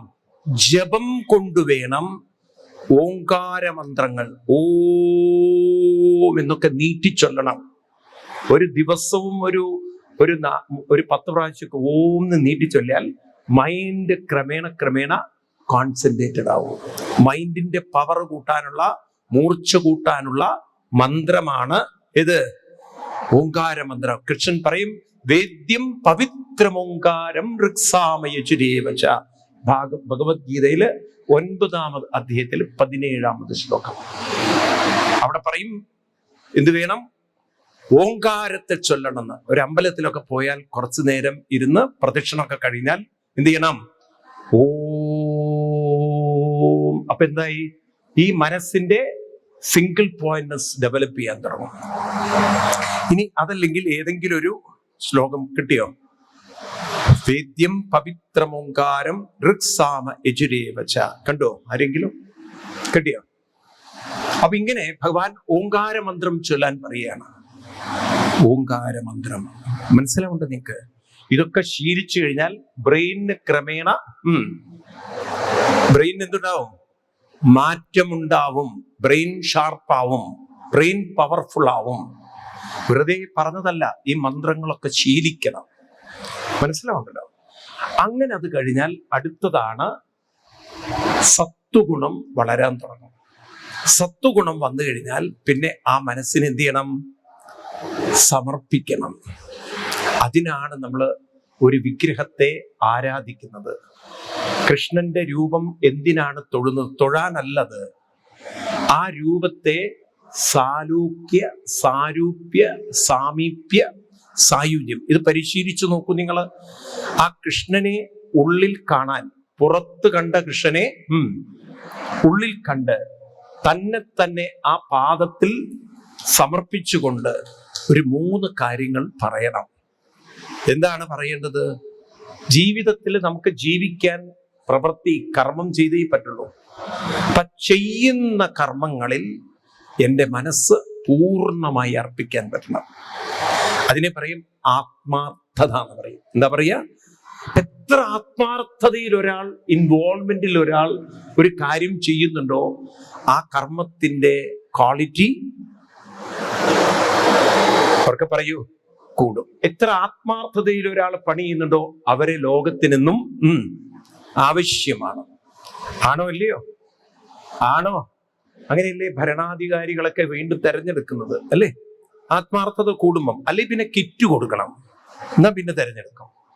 കാരണം കേരളക്കാർക്ക് ആവറേജ് ഒരു കിറ്റ് കിട്ടിയാൽ എല്ലാം തീർന്നു എന്നുള്ളതാണ്. അപ്പൊ 2-1 വേണം. ഈ രീതിയിൽ ആത്മാർത്ഥത ഉണ്ടോ, ജീവിതത്തിൽ രക്ഷപ്പെടാൻ സാധിക്കും. നോക്കൂ, ഇന്ന് ലോകത്തിൽ എല്ലാവർക്കും അവസരമുണ്ട്. പക്ഷെ പലരും അവരവരുടെ മേഖലയിൽ ആത്മാർത്ഥത വളരെ കുറവാണ്. ആണോ? ഇപ്പൊ നിങ്ങളുടെ വീട്ടിൽ മകൻ ഒരു പെൺകുട്ടിയെ കല്യാണം കഴിച്ചുകൊണ്ട് വന്നു. ആ കുട്ടി രാവിലെ എണീക്കണു, വിളക്ക് വെക്കണു, വിഷ്ണു സഹസ്രനാമം ചൊല്ലുന്നു, അവൾ അടുക്കളയിൽ വേണ്ട ആഹാരമൊക്കെ പാകം ചെയ്യണു, വീട്ടിലെ കാര്യങ്ങളൊക്കെ നോക്കണു, ജോലിക്ക് പോണു, വൈകുന്നേരം വന്നു മേല് കഴുകണു, ഒരു വിളക്ക് വെക്കണു, ലളിതാ സഹസ്രനാമം എന്താ ചൊല്ലണു. അങ്ങനെയുള്ള ഒരു പെൺകുട്ടിയെ നിങ്ങൾക്ക് ബഹുമാനം ഉണ്ടാവൂല്ലയോ? ഉണ്ടാവുമോ? എന്നാൽ രാവിലെ 8:30 എണീക്കണു, കുളിക്കാതെ അടുക്കളയിൽ വരുന്നു, ഒരു കാപ്പി ഉണ്ടാക്കി കഴിക്കുന്നു, വേറെ ആർക്കും വേണോന്ന് പോലും ചോദിക്കുന്നില്ല. എന്നിട്ട് അത് കഴിഞ്ഞ് കുളിച്ച് ആ മുടിയൊക്കെ അങ്ങനെ തന്നെ പറത്തിയിട്ട് എന്നിട്ട് അടുക്കളയിൽ വന്ന് അമ്മ ഉണ്ടാക്കിയ പുട്ടും കടലയും പാക്ക് ചെയ്ത് ജോലിക്ക് അങ്ങോട്ട് ഇറങ്ങണു. വൈകുന്നേരം വരുന്നു, വീട്ടിലെത്തിയിട്ട് മൊബൈൽ തോണ്ടിയിരിക്കണു. 100 പ്രാവശ്യം കഴിഞ്ഞാലേ മേല് കഴുകുള്ളൂ. ഒരു നാമവും ഇല്ല, ഒന്നുമില്ല. ഭക്ഷണം കഴിക്കണു, പോയി കിടന്നുറങ്ങണു. തോണ്ടി പുറത്തിടൂ അതിനെ. എന്തോന്നും മിണ്ടാത്തത് നിങ്ങള്? പുറത്തിടൂ ഇല്ലയോ? ഞാൻ പാമ്പിന്റെ കാര്യമല്ല പറഞ്ഞത്. മതിയാവോ? അധികം കൊണ്ടുപോകാൻ പറ്റുമോ? പറയൂ. ഇല്ല. അപ്പൊ നോക്കൂ, നിങ്ങൾ ആത്മാർത്ഥത ഉണ്ടാകുമ്പോഴല്ലേ ആദരവുണ്ടാകുന്നത്. ആണോ? ആത്മാർത്ഥതയില്ലെങ്കിൽ ഇന്നത്തെ കുട്ടികളോട് എന്തേ സമൂഹത്തിന് ആദരവ് നഷ്ടപ്പെട്ടത്? ചെയ്യുന്ന കാര്യത്തിൽ ആത്മാർത്ഥതയുള്ളവർ വളരെ കുറവാണ്. അത് പറയാൻ നിങ്ങൾക്കൊരു കുറവുമില്ല. അതാ വേറെ കാര്യം. അതാ എന്തുകൊണ്ട് അങ്ങനെ സംഭവിച്ചു ചോദിച്ചു കഴിഞ്ഞാൽ, നമ്മൾ കുട്ടികളെ പഠിപ്പിക്കുന്നതായിരുന്നു, ഒരു ക്ഷേത്രത്തിൽ പോയാൽ പ്രദക്ഷിണം വെക്കണം, ഓംകാരാദി മന്ത്രം ചൊല്ലണം, രൂപത്തെ മനസ്സിൽ കണ്ടുകൊണ്ട് പറയണം, നാരായണായേതി സമർപ്പയാമി. എൻ്റെ കർമ്മങ്ങൾ, എന്നെ ഏൽപ്പിച്ചിരിക്കുന്ന കർത്തവ്യങ്ങൾ, എനിക്ക് വരുന്ന അവസരങ്ങളെ ആത്മാർത്ഥതയോടെ ചെയ്യാൻ എനിക്ക് സാധിക്കണം. പിന്നെന്താ പറയേണ്ടത്? രണ്ടാമത്തത്, എന്തു വന്നാലും അത് ഭഗവാന്റെ ഒരു പ്രസാദ ബുദ്ധിയോടെ എനിക്ക് കാണാൻ സാധിക്കണം. ഒരു പ്രസാദ ബുദ്ധിയോടെ, അതായത് വിഷമങ്ങൾ വന്നാലും അതും വരും, അതും എല്ലാം നല്ലതിനായിരിക്കാം എന്നുള്ള രൂപത്തിൽ ഒരു മെന്റൽ പവറോടുകൂടി അതിനെ ഉൾക്കൊള്ളാൻ എനിക്ക് സാധിക്കണം. മൂന്നാമത്, മറ്റുള്ളവരെ കഴിയുന്നത്ര സഹായിക്കാനുള്ളൊരു വിശാല മനസ്സെനിക്ക് വേണം. ഇതൊക്കെ കൊണ്ട് നടക്കുമ്പോഴല്ലോ ഒരു വ്യക്തിയിൽ ക്രമേണ മാറ്റങ്ങളും പരിവർത്തനങ്ങളും വികാസങ്ങളും ഒക്കെ ഉണ്ടാകും. എന്നാൽ മനുഷ്യൻ എത്ര അമ്പലത്തിൽ പോയി, നിങ്ങൾ സാക്ഷാൽ ഗുരുവായൂരപ്പനെ കണ്ണുകൊണ്ട് കണ്ടോളൂ, സ്വഭാവത്തിൽ ഒരു മാറ്റവും ഇല്ലെങ്കിൽ ഒരു ഗുരുവായൂരപ്പനും നിങ്ങളെ രക്ഷിക്കില്ല. സത്യസന്ധമായി പറയാണ്, ഗുരുവായൂരപ്പന്റെ മുന്നിൽ ഇരുന്നിട്ടാ പറയുന്നത്. ഞാൻ വെറുതെ പറയല്ലത്. കാരണം അതാണ് ഗുരുവായൂരപ്പൻ ശാസ്ത്രത്തിൽ എഴുതി വെച്ചിരിക്കുന്നത്. വെറുതെ നിങ്ങൾ തൊഴുതുപോയത് കൊണ്ട് യാതൊരു പറയൂ നിങ്ങള്, ആ ഹിന്ദുക്കൾ ഓർക്കണം, വെറുതെ തൊഴുതു പോവാനല്ല അമ്പലം വെച്ചത്. ഭഗവാൻ അതാ പറയുന്നത്, നിങ്ങൾ എന്നെ വെറുതെ കണ്ടുപോയിട്ട് യാതൊരു കാര്യമില്ല. ജീവിച്ചിരുന്ന കൃഷ്ണനെ കിട്ടിയിട്ട് കണ്ടിട്ട് കാര്യമില്ല പറഞ്ഞാൽ പിന്നുണ്ടോ വിഗ്രഹം കണ്ടിട്ട്? ജീവിച്ചിരുന്ന കൃഷ്ണനെ കണ്ടിട്ട് ദുര്യോധനൻ എന്ത് മാറ്റം ഉണ്ടായി? കംസൻ എന്ത് മാറ്റം ഉണ്ടായി? മനസ്സിലായില്ലേ? എത്രയെത്രയോ ആളുകൾ കൃഷ്ണനെ കണ്ടിട്ടില്ലേ? ശിശുപാലൻ, ജരാസന്ധൻ കണ്ടിട്ടില്ലേ? മനസ്സിലാവുണ്ടോ? നോക്കൂ നിങ്ങൾ, ഇന്നും കൃഷ്ണന്റേതെന്ന് പറയുന്ന ഭൂമി, വൃന്ദാവനം പോലുള്ള ഭൂമി, ശരിക്കും ഇവിടെ കൃഷ്ണൻ ഇത്രയും പ്രസിദ്ധമാവാൻ കാരണം ഭാഗവതത്തിലൂടെയാണ് പ്രസിദ്ധനായത്. ക്ഷേത്രം കൊണ്ടല്ല പ്രസിദ്ധമായത്. ആഞ്ഞം നമ്പൂതിരിയെ പോലുള്ളവര് ഭാഗവതത്തിലൂടെ ഗുരുവായൂരപ്പ ഗുരുവായൂരപ്പ ഗുരുവായൂരപ്പ എന്ന് വിളിച്ചങ്ങനെ ലോകത്തിൽ എല്ലാവർക്കും ഗുരുവായൂരപ്പനെ മനസ്സിലായി. ഭാഗവതത്തിലൂടെയാണ് ഗുരുവായൂരപ്പൻ സുപ്രസിദ്ധനായത്. ആണോ അല്ലയോ? അപ്പം അങ്ങനെയുള്ളൊരു ഗുരുവായൂരപ്പൻ ഭാഗവതത്തിലൂടെ നമ്മളെ പഠിപ്പിക്കുന്നത്, ഒരു ക്ഷേത്രത്തിൽ എന്തിനാ പോകുന്നത്? പ്രദക്ഷിണം വെക്കണം, ഓങ്കാരാദി മന്ത്രം ചൊല്ലണം, മനസ്സിൽ കണ്ട് ആത്മസമർപ്പണം ചെയ്ത് കർത്തവ്യം, അനുഭവം, അതുപോലെ സേവനം, ഇത് മൂന്നും ജീവിതത്തിൽ കൊണ്ടു നടക്കാൻ നമുക്ക് പഠിപ്പിക്കാൻ വേണ്ടിയിട്ടാണ്, പരിശീലിക്കാൻ വേണ്ടിയാണ് ഒരു ക്ഷേത്രം വെച്ചിട്ടുള്ളത്. ഒന്ന് പറയാൻ പറ്റൂ ഞാൻ പറഞ്ഞത്? എന്തിനാണ് ഒരു ക്ഷേത്രം വെച്ചിട്ടുള്ളത്? ഒരു ക്ഷേത്രം നിങ്ങൾക്ക് തോന്നുന്നുണ്ടോ ഒരു വിഗ്രഹം അങ്ങോട്ട് ദൈവമായി മാറും തോന്നുന്നുണ്ടോ? നിങ്ങൾക്ക് മാറും തോന്നുന്നുണ്ടോ? അങ്ങനെ മാറാൻ പറ്റില്ല. ഇവിടെ പണ്ട് മാപ്പിള കലഹം എന്നൊരു ലഹള വന്നില്ലേ പണ്ട് കാലത്ത്? കേട്ടിട്ടുണ്ടോ നിങ്ങൾ? മലബാർ ലഹള കേട്ടില്ലേ? മലബാർ ലഹളയിലാണോ അറിയില്ല, എനിക്കൊന്നും തീപിടുത്തമുള്ള സമയത്ത് പണ്ട് ഗുരുവായൂർ ക്ഷേത്രത്തിന് അഗ്നിബാധ ഉള്ളപ്പോഴാണോ അറിയില്ല, ഗുരുവായൂരപ്പൻ കുറച്ചു കാലം അമ്പലപ്പുഴ പോയി താമസിക്കണ്ടായി. കേട്ടിട്ടുണ്ടോ അറിയില്ല? ആരെങ്കിലും കേട്ടിട്ടുണ്ടോ? ഈ വിഗ്രഹത്തിന്റെ ഇവിടെ നിന്ന് എടുത്തുകൊണ്ടുപോയി അമ്പലപ്പുഴ കൊണ്ടുവച്ചിരുന്നു. അപ്പോ എനിക്ക് തോന്നുന്നു കലാപത്തിന്റെ സമയത്തായിരുന്നു ആക്രമണത്തിന്. കാരണം ഗുരുവായൂരപ്പന്റെ വിഗ്രഹം തല്ലിപ്പൊട്ടിക്കുമായിരുന്നു. ശബരിമല അയ്യപ്പന്റെ അമ്പലത്തിലുള്ള വിഗ്രഹം ആദ്യം അതൊരു ദാരുശില്പമായിരുന്നു. ദാരു എന്ന് പറഞ്ഞ മരം കൊണ്ട് അതിനെ ക്രിസ്ത്യൻസ് കത്തിച്ചു കളഞ്ഞു. പിന്നെ കരിങ്കല്ല് കൊണ്ട് ശ്രീചിത്ര തിരുനാള് പ്രതിഷ്ഠ വെച്ചത് അതും പൊട്ടിച്ചു കളഞ്ഞു. അതിനുശേഷമാണ് ഇപ്പോഴത്തെ പഞ്ചലോഹ വിഗ്രഹം. കാശി വിശ്വനാഥ ക്ഷേത്രത്തിലെ ഒറിജിനൽ വിഗ്രഹം അല്ല ഇപ്പോഴത്തെ വിഗ്രഹം. അത് തല്ലിപ്പൊട്ടിച്ചു മുഗളന്മാരുടെ കാലത്ത്, ഔറംഗസീബിന്റെ കാലത്ത്. ഇപ്പം പിന്നീട് അഹല്യാദേവി വെച്ച, അഹല്യ എന്ന് പറഞ്ഞാൽ രാജസ്ഥാനിലെ രാജ കുടുംബത്തിലെ അമ്മ, അവർ വെച്ച വിഗ്രഹമാണ് ഇപ്പോൾ ഉള്ളത്. ഞാൻ പറഞ്ഞു വരുന്നത് എന്താ വെച്ചാൽ, ആരാധന വെച്ചത് വിഗ്രഹം ഒരു ദൈവമായി നമ്മളെ ശരിയാക്കുമെന്ന് പറയാനല്ല. ആ വിഗ്രഹം വെച്ചത് നമ്മളെ പരിവർത്തനം വരുത്തി നമ്മളെ മാനസികമായി ഉയർത്താൻ വേണ്ടിയിട്ടാണ്. അവനവനെ ഉയർത്താനുള്ള ഒരു സങ്കേതമാണ്, സാധനാ കേന്ദ്രമാണ് ഏത്? ക്ഷേത്രം. അപ്പൊ ഈ മൂന്ന് കാര്യങ്ങൾ മറക്കരുത്, എല്ലാവരും ഓർത്തു വെക്കണം. ഒരു ക്ഷേത്രത്തിൽ പോയാൽ പ്രദക്ഷിണം വെക്കണം. എന്ത് വേണം? അതെന്തിനാണത്? തമോ ഗുണത്തെ അവർക്ക് പറയൂ രജോ ഗുണമാക്കാൻ. 2, ഓങ്കാരാദി മന്ത്രങ്ങൾ ജപിക്കണം. അതെന്തിനാണത്?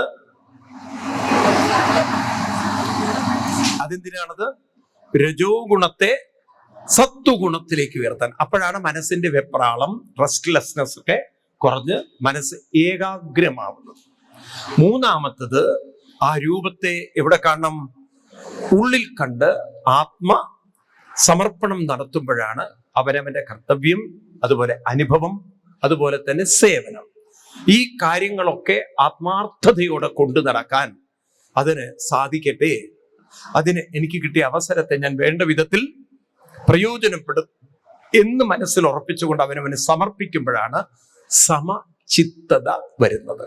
അപ്പൊ തമോ ഗുണത്തിൽ നിന്ന് രജോ ഗുണത്തിലേക്കും, രജോ ഗുണത്തിൽ നിന്ന് സത്വഗുണത്തിലേക്കും, സത്വഗുണത്തിൽ നിന്ന് സമചിത്തതയിലേക്കും നമ്മളെ വികസിപ്പിക്കുന്ന, പരിവർത്തനം വരുത്തുന്ന, ഉയർത്തുന്ന, ട്രാൻസ്ഫോം ചെയ്യുന്ന കേന്ദ്രമാണ് ക്ഷേത്രം. എത്ര ഭംഗിയായിട്ടാണ് ഋഷി തയ്യാറാക്കി വെച്ചിരിക്കുന്നത്. ഇതൊരു പള്ളിയിൽ പോകുന്ന പോലെയല്ല, മനസ്സിലായില്ല? ഇതൊരു പള്ളിയിൽ പോകുന്ന പോലെയല്ല. ഇതൊരു പരിവർത്തന കേന്ദ്രമാണ്. ഇങ്ങനെ ആയിരുന്നു നമ്മൾ വളർന്നതെങ്കിൽ കഴിവില്ലാത്തവരായി പറയൂ ആരും ഉണ്ടാവില്ല. അപ്പം ബ്രാഹ്മണ ക്ഷത്രിയ വൈശ്യ ശൂദ്രൻ എന്ന് പറയാനാണോ സനാതനധർമ്മം? അതിനല്ല. സനാതനധർമ്മം മനുഷ്യനെ ശൂദ്രനിൽ നിന്നും ബ്രഹ്മത്തിലേക്ക് എത്തിക്കുന്ന പരിവർത്തനത്തിന്റെ മാർഗമാണ് സനാതന ധർമ്മം. ബ്രഹ്മമാണ് സനാതനം. അതിലേക്ക് ഉയർത്തുന്ന ധർമ്മത്തെയാണ്, മാർഗത്തെയാണ് സനാതന. ഉറക്കെ പറയൂ, ശരിയാണോ ഞാൻ പറഞ്ഞത്? ഞാൻ പറയുന്നത് ശരിയാണോ? നിങ്ങൾ പലരും കുറച്ചൊക്കെ കാര്യങ്ങൾ മനസ്സിലാക്കിയിട്ടില്ലേ? ഞാൻ ശാസ്ത്രവിധി പ്രകാരമാണോ പറയുന്നത്? ബ്രഹ്മസായുജ്യം, ബ്രഹ്മസാക്ഷാത്കാരം, അതല്ലേ ലക്ഷ്യം? ഹിന്ദുവിന്റെ ലക്ഷ്യം അതാണോ? 2nd ചാപ്റ്റർ ഗീത എടുത്തു നോക്കൂ. കൃഷ്ണൻ പറയുന്നുണ്ട് സെക്കൻഡ് ചാപ്റ്ററിൽ ലാസ്റ്റ്, ഏഷാ ബ്രാഹ്മീ സ്ഥിതി പാർത്ഥാനൈനാം പ്രാപ്തി വിമുഖ്യതി സിത്വാസ്യ മന്ദകാലേ ബി ബ്രഹ്മനിർവാണം മൃച്ഛതി എന്ന് കൃഷ്ണൻ പറയുന്നുണ്ട്. അപ്പൊ ഹിന്ദുവിന്റെ ജീവിത ലക്ഷ്യം ബ്രഹ്മനിർവാണത്തിലേക്ക് എത്തലാണ് എന്ന് പറയുമ്പോൾ ഹിന്ദു ഒരിക്കലും ജാതിയും പറഞ്ഞിരിക്കാനല്ല, മനുഷ്യനെ ആരിലേക്ക് എത്തിക്കണം? ബ്രഹ്മത്തിലേക്ക് എത്തിക്കാൻ. അതിന് എല്ലാവരും യോഗ്യരാണ്. എന്നാൽ ചിലരെന്താ യോഗ്യരല്ലാത്തത്? കാരണം തമോ ഗുണം അധികരിച്ചിരിക്കണോ. അപ്പൊ തമോ ഗുണത്തെ എങ്ങനെയാ മാറ്റേണ്ടത്? പ്രദക്ഷിണം ചെയ്തോളാം. മനസ്സിലായില്ലേ? ആക്ഷൻ കൊണ്ട് ഒരു ലതാർജി മാറ്റാൻ പറ്റുള്ളൂ. ആക്ഷൻ ഇല്ലാതെ പറ്റില്ല. ഉപദേശിച്ചത് കൊണ്ട് യാതൊരു കാര്യമില്ല. അതുകൊണ്ട് ഈ വെക്കേഷനൊക്കെ ഉണ്ടല്ലോ, വരാൻ പോകുന്ന വെക്കേഷനിലെ കാലത്തെണീറ്റ് എവിടെ പോണം? അമ്പലത്തിൽ പോയിട്ട് ചുളുവില് ഒളിവില് തൊഴുതു വരികയാണോ? അല്ല, അങ്ങനെ തൊഴുതിട്ട് യാതൊരു കാര്യമില്ല. എന്ത് ചെയ്യണം? ആദ്യം പ്രദക്ഷിണം വെക്കുമ്പോഴാണ് ഉള്ളിലുള്ള തമോ ഗുണം ക്ലിയർ ആണോ പറയുന്നത്? തമോ ഗുണം എന്താവും? Energy can be created, but energy can be transformed. Physics ആണ് ചെയ്യുന്നത്. ഫിസിക്സ് ട്രെയിൻ ചെയ്യാണ്. എന്താ നോക്കൂ നിങ്ങള്, ഫിസിക്സ് അവിടെ പഠിപ്പിക്കുകയാണ്, ഇവിടെ പരിശീലിക്കുകയാണ് നമ്മള്. ഫിസിക്സ് എക്സ്റ്റേണൽ എനർജിയെ കുറിച്ച് പറയുന്നു, ഇത് ഇന്റേണൽ എനർജിയെ കുറിച്ചാണ് സംസാരിക്കുന്നത്. ഇതല്ലേ ഗ്രേറ്റ്? ആണോ? അതുകൊണ്ടാണ് ഈ രാഷ്ട്രീയക്കാര് തല കുത്തി മറഞ്ഞിട്ടും ഹിന്ദു മതത്തെ തൊട്ടാൻ പറ്റാത്തത്. കാരണം എഴുതി വെച്ചിരിക്കുന്ന അത്ര പെർഫെക്റ്റ് ആണ്. മനസ്സിലാവുണ്ടോ നിങ്ങൾക്ക്? ഓരോ ശ്ലോകങ്ങൾ പഠിക്കുമ്പോൾ നിങ്ങൾക്ക് ഇപ്പൊ തന്നെ നോക്കൂ, നിങ്ങൾക്ക് അതിനോട് ആ റെസ്പെക്ട് വരികയാണോ അല്ലയോ? പറയൂ നിങ്ങൾ. ഇതിന്റെ ആ ഒരു സയൻസ് ഉൾക്കൊള്ളുമ്പം നമുക്ക് മനസ്സിലായി, ഇത്രയും മനുഷ്യനെ ശ്രേഷ്ഠനാക്കുന്ന ഒരു കൃതി പറയൂ ലോകത്തിലില്ല. ഇത് ഉൾക്കൊണ്ടുകൊണ്ട് നമ്മളെ കുട്ടികൾ വളർന്നിരുന്നെങ്കിൽ ലോകത്തിന്റെ നെറുകയിലെത്തുമായിരുന്നു നമ്മുടെ കുട്ടികൾ. പക്ഷേ നമുക്കതിലൊന്നും വലിയ താല്പര്യമില്ല. നമുക്ക് ഈ സ്കൂളിൽ പഠിപ്പിക്കുന്ന പുസ്തകമാണ് വലുത്. എന്ത് ചെയ്യാൻ പറ്റും? അതുകൊണ്ടാണ് ഞാൻ പറഞ്ഞത്, ആ പുസ്തകം എന്നോ മാറ്റി വയ്ക്കണം. കണ്ടവൻ എഴുതി വെച്ച പുസ്തകം പഠിക്കലല്ല ജോലി, സ്വയം കണ്ടെത്തുന്നതാണ് ഏറ്റവും വലിയ എഡ്യൂക്കേഷൻ, അല്ലേ? അവനവൻ്റെ ഉള്ളിലുള്ള റിസോഴ്സ് ഉണ്ട്. ഇപ്പൊ ഞാൻ ഈ പറയുന്നതൊന്നും ഒരു പുസ്തകത്തിലുള്ള ഞാൻ ശ്ലോകങ്ങൾ കോട്ട് ചെയ്യുന്നു എന്നല്ലാതെ ഇന്റർപ്രിട്ടേഷൻ നമ്മൾ പഠിച്ചതും നമ്മൾ മനസ്സിലാക്കിയതും സാധന ചെയ്യുന്നത് വെച്ച് പറയുകയാണ്. ആണോ അല്ലയോ? അതുകൊണ്ടാണല്ലോ ഓരോ ആചാര്യന്മാരും ഡിഫറെന്റ് ഇന്റർപ്രിട്ടേഷൻ പറയുന്നത്. അപ്പൊ അവരവരുടെ സാധന, അവരവരുടെ കൺവിക്ഷൻ, അവരവരുടെ ക്ലാരിറ്റി, അത് ഓരോരുത്തരുടെയും ജീവിതത്തിലുണ്ട്. എനിക്ക് മാത്രമല്ല, നിങ്ങൾക്കും ഉണ്ട്. നിങ്ങളും മെനക്കെട്ടാ നിങ്ങൾക്ക് കിട്ടും. ഇതൊരാൾക്കായിട്ട് തന്നൊന്നുമല്ല, എല്ലാവരുടെ ഉള്ളിലും ഉണ്ട്. ഉണ്ടോ ഇല്ലയോ? പറയൂ. അപ്പൊ ആരാ ഇവിടെ മോശക്കാര്? ഇവിടെ ആരെങ്കിലും മോശക്കാരാണോ? അതുകൊണ്ടാണ് കൃഷ്ണൻ പറഞ്ഞത് no one is useless, but you used less. നിങ്ങളാണ് കൊള്ളരുതാത്തവരാക്കിയത്. No one is useless. നിങ്ങൾ അവരെ വേണ്ട പോലെ അവരെയില്ല, നിങ്ങൾ നിങ്ങളെ തന്നെ വേണ്ട പോലെ ഉപയോഗിച്ചിട്ടില്ല. അപ്പൊ നിങ്ങൾ ഒന്ന് മെനക്കെടണം, പണിയെടുക്കണം. അപ്പൊ നിങ്ങൾക്ക് കാണാം ജീവിതത്തിൽ വലിയൊരു അനുഗ്രഹം. ജീവിതം ഒരു ദുഃഖവും ഇല്ല. പിന്നെ ഈ ദുഃഖക്കാർക്കറിയോ? തമോ ഗുണം കൊണ്ട് നടക്കുന്ന, രാവിലെ തന്നെ എന്ന് പറഞ്ഞ് നടക്കുന്നവര് ഈ തേങ്ങ തിരകുന്ന പോലെയാണ്. രാവിലെ തുടങ്ങും പരാതികള്. മനസ്സിലാവുണ്ടല്ലോ? ഈ രീതിയിൽ ജീവിക്കുന്നവർക്ക് ജീവിതത്തിൽ ഒരിക്കലും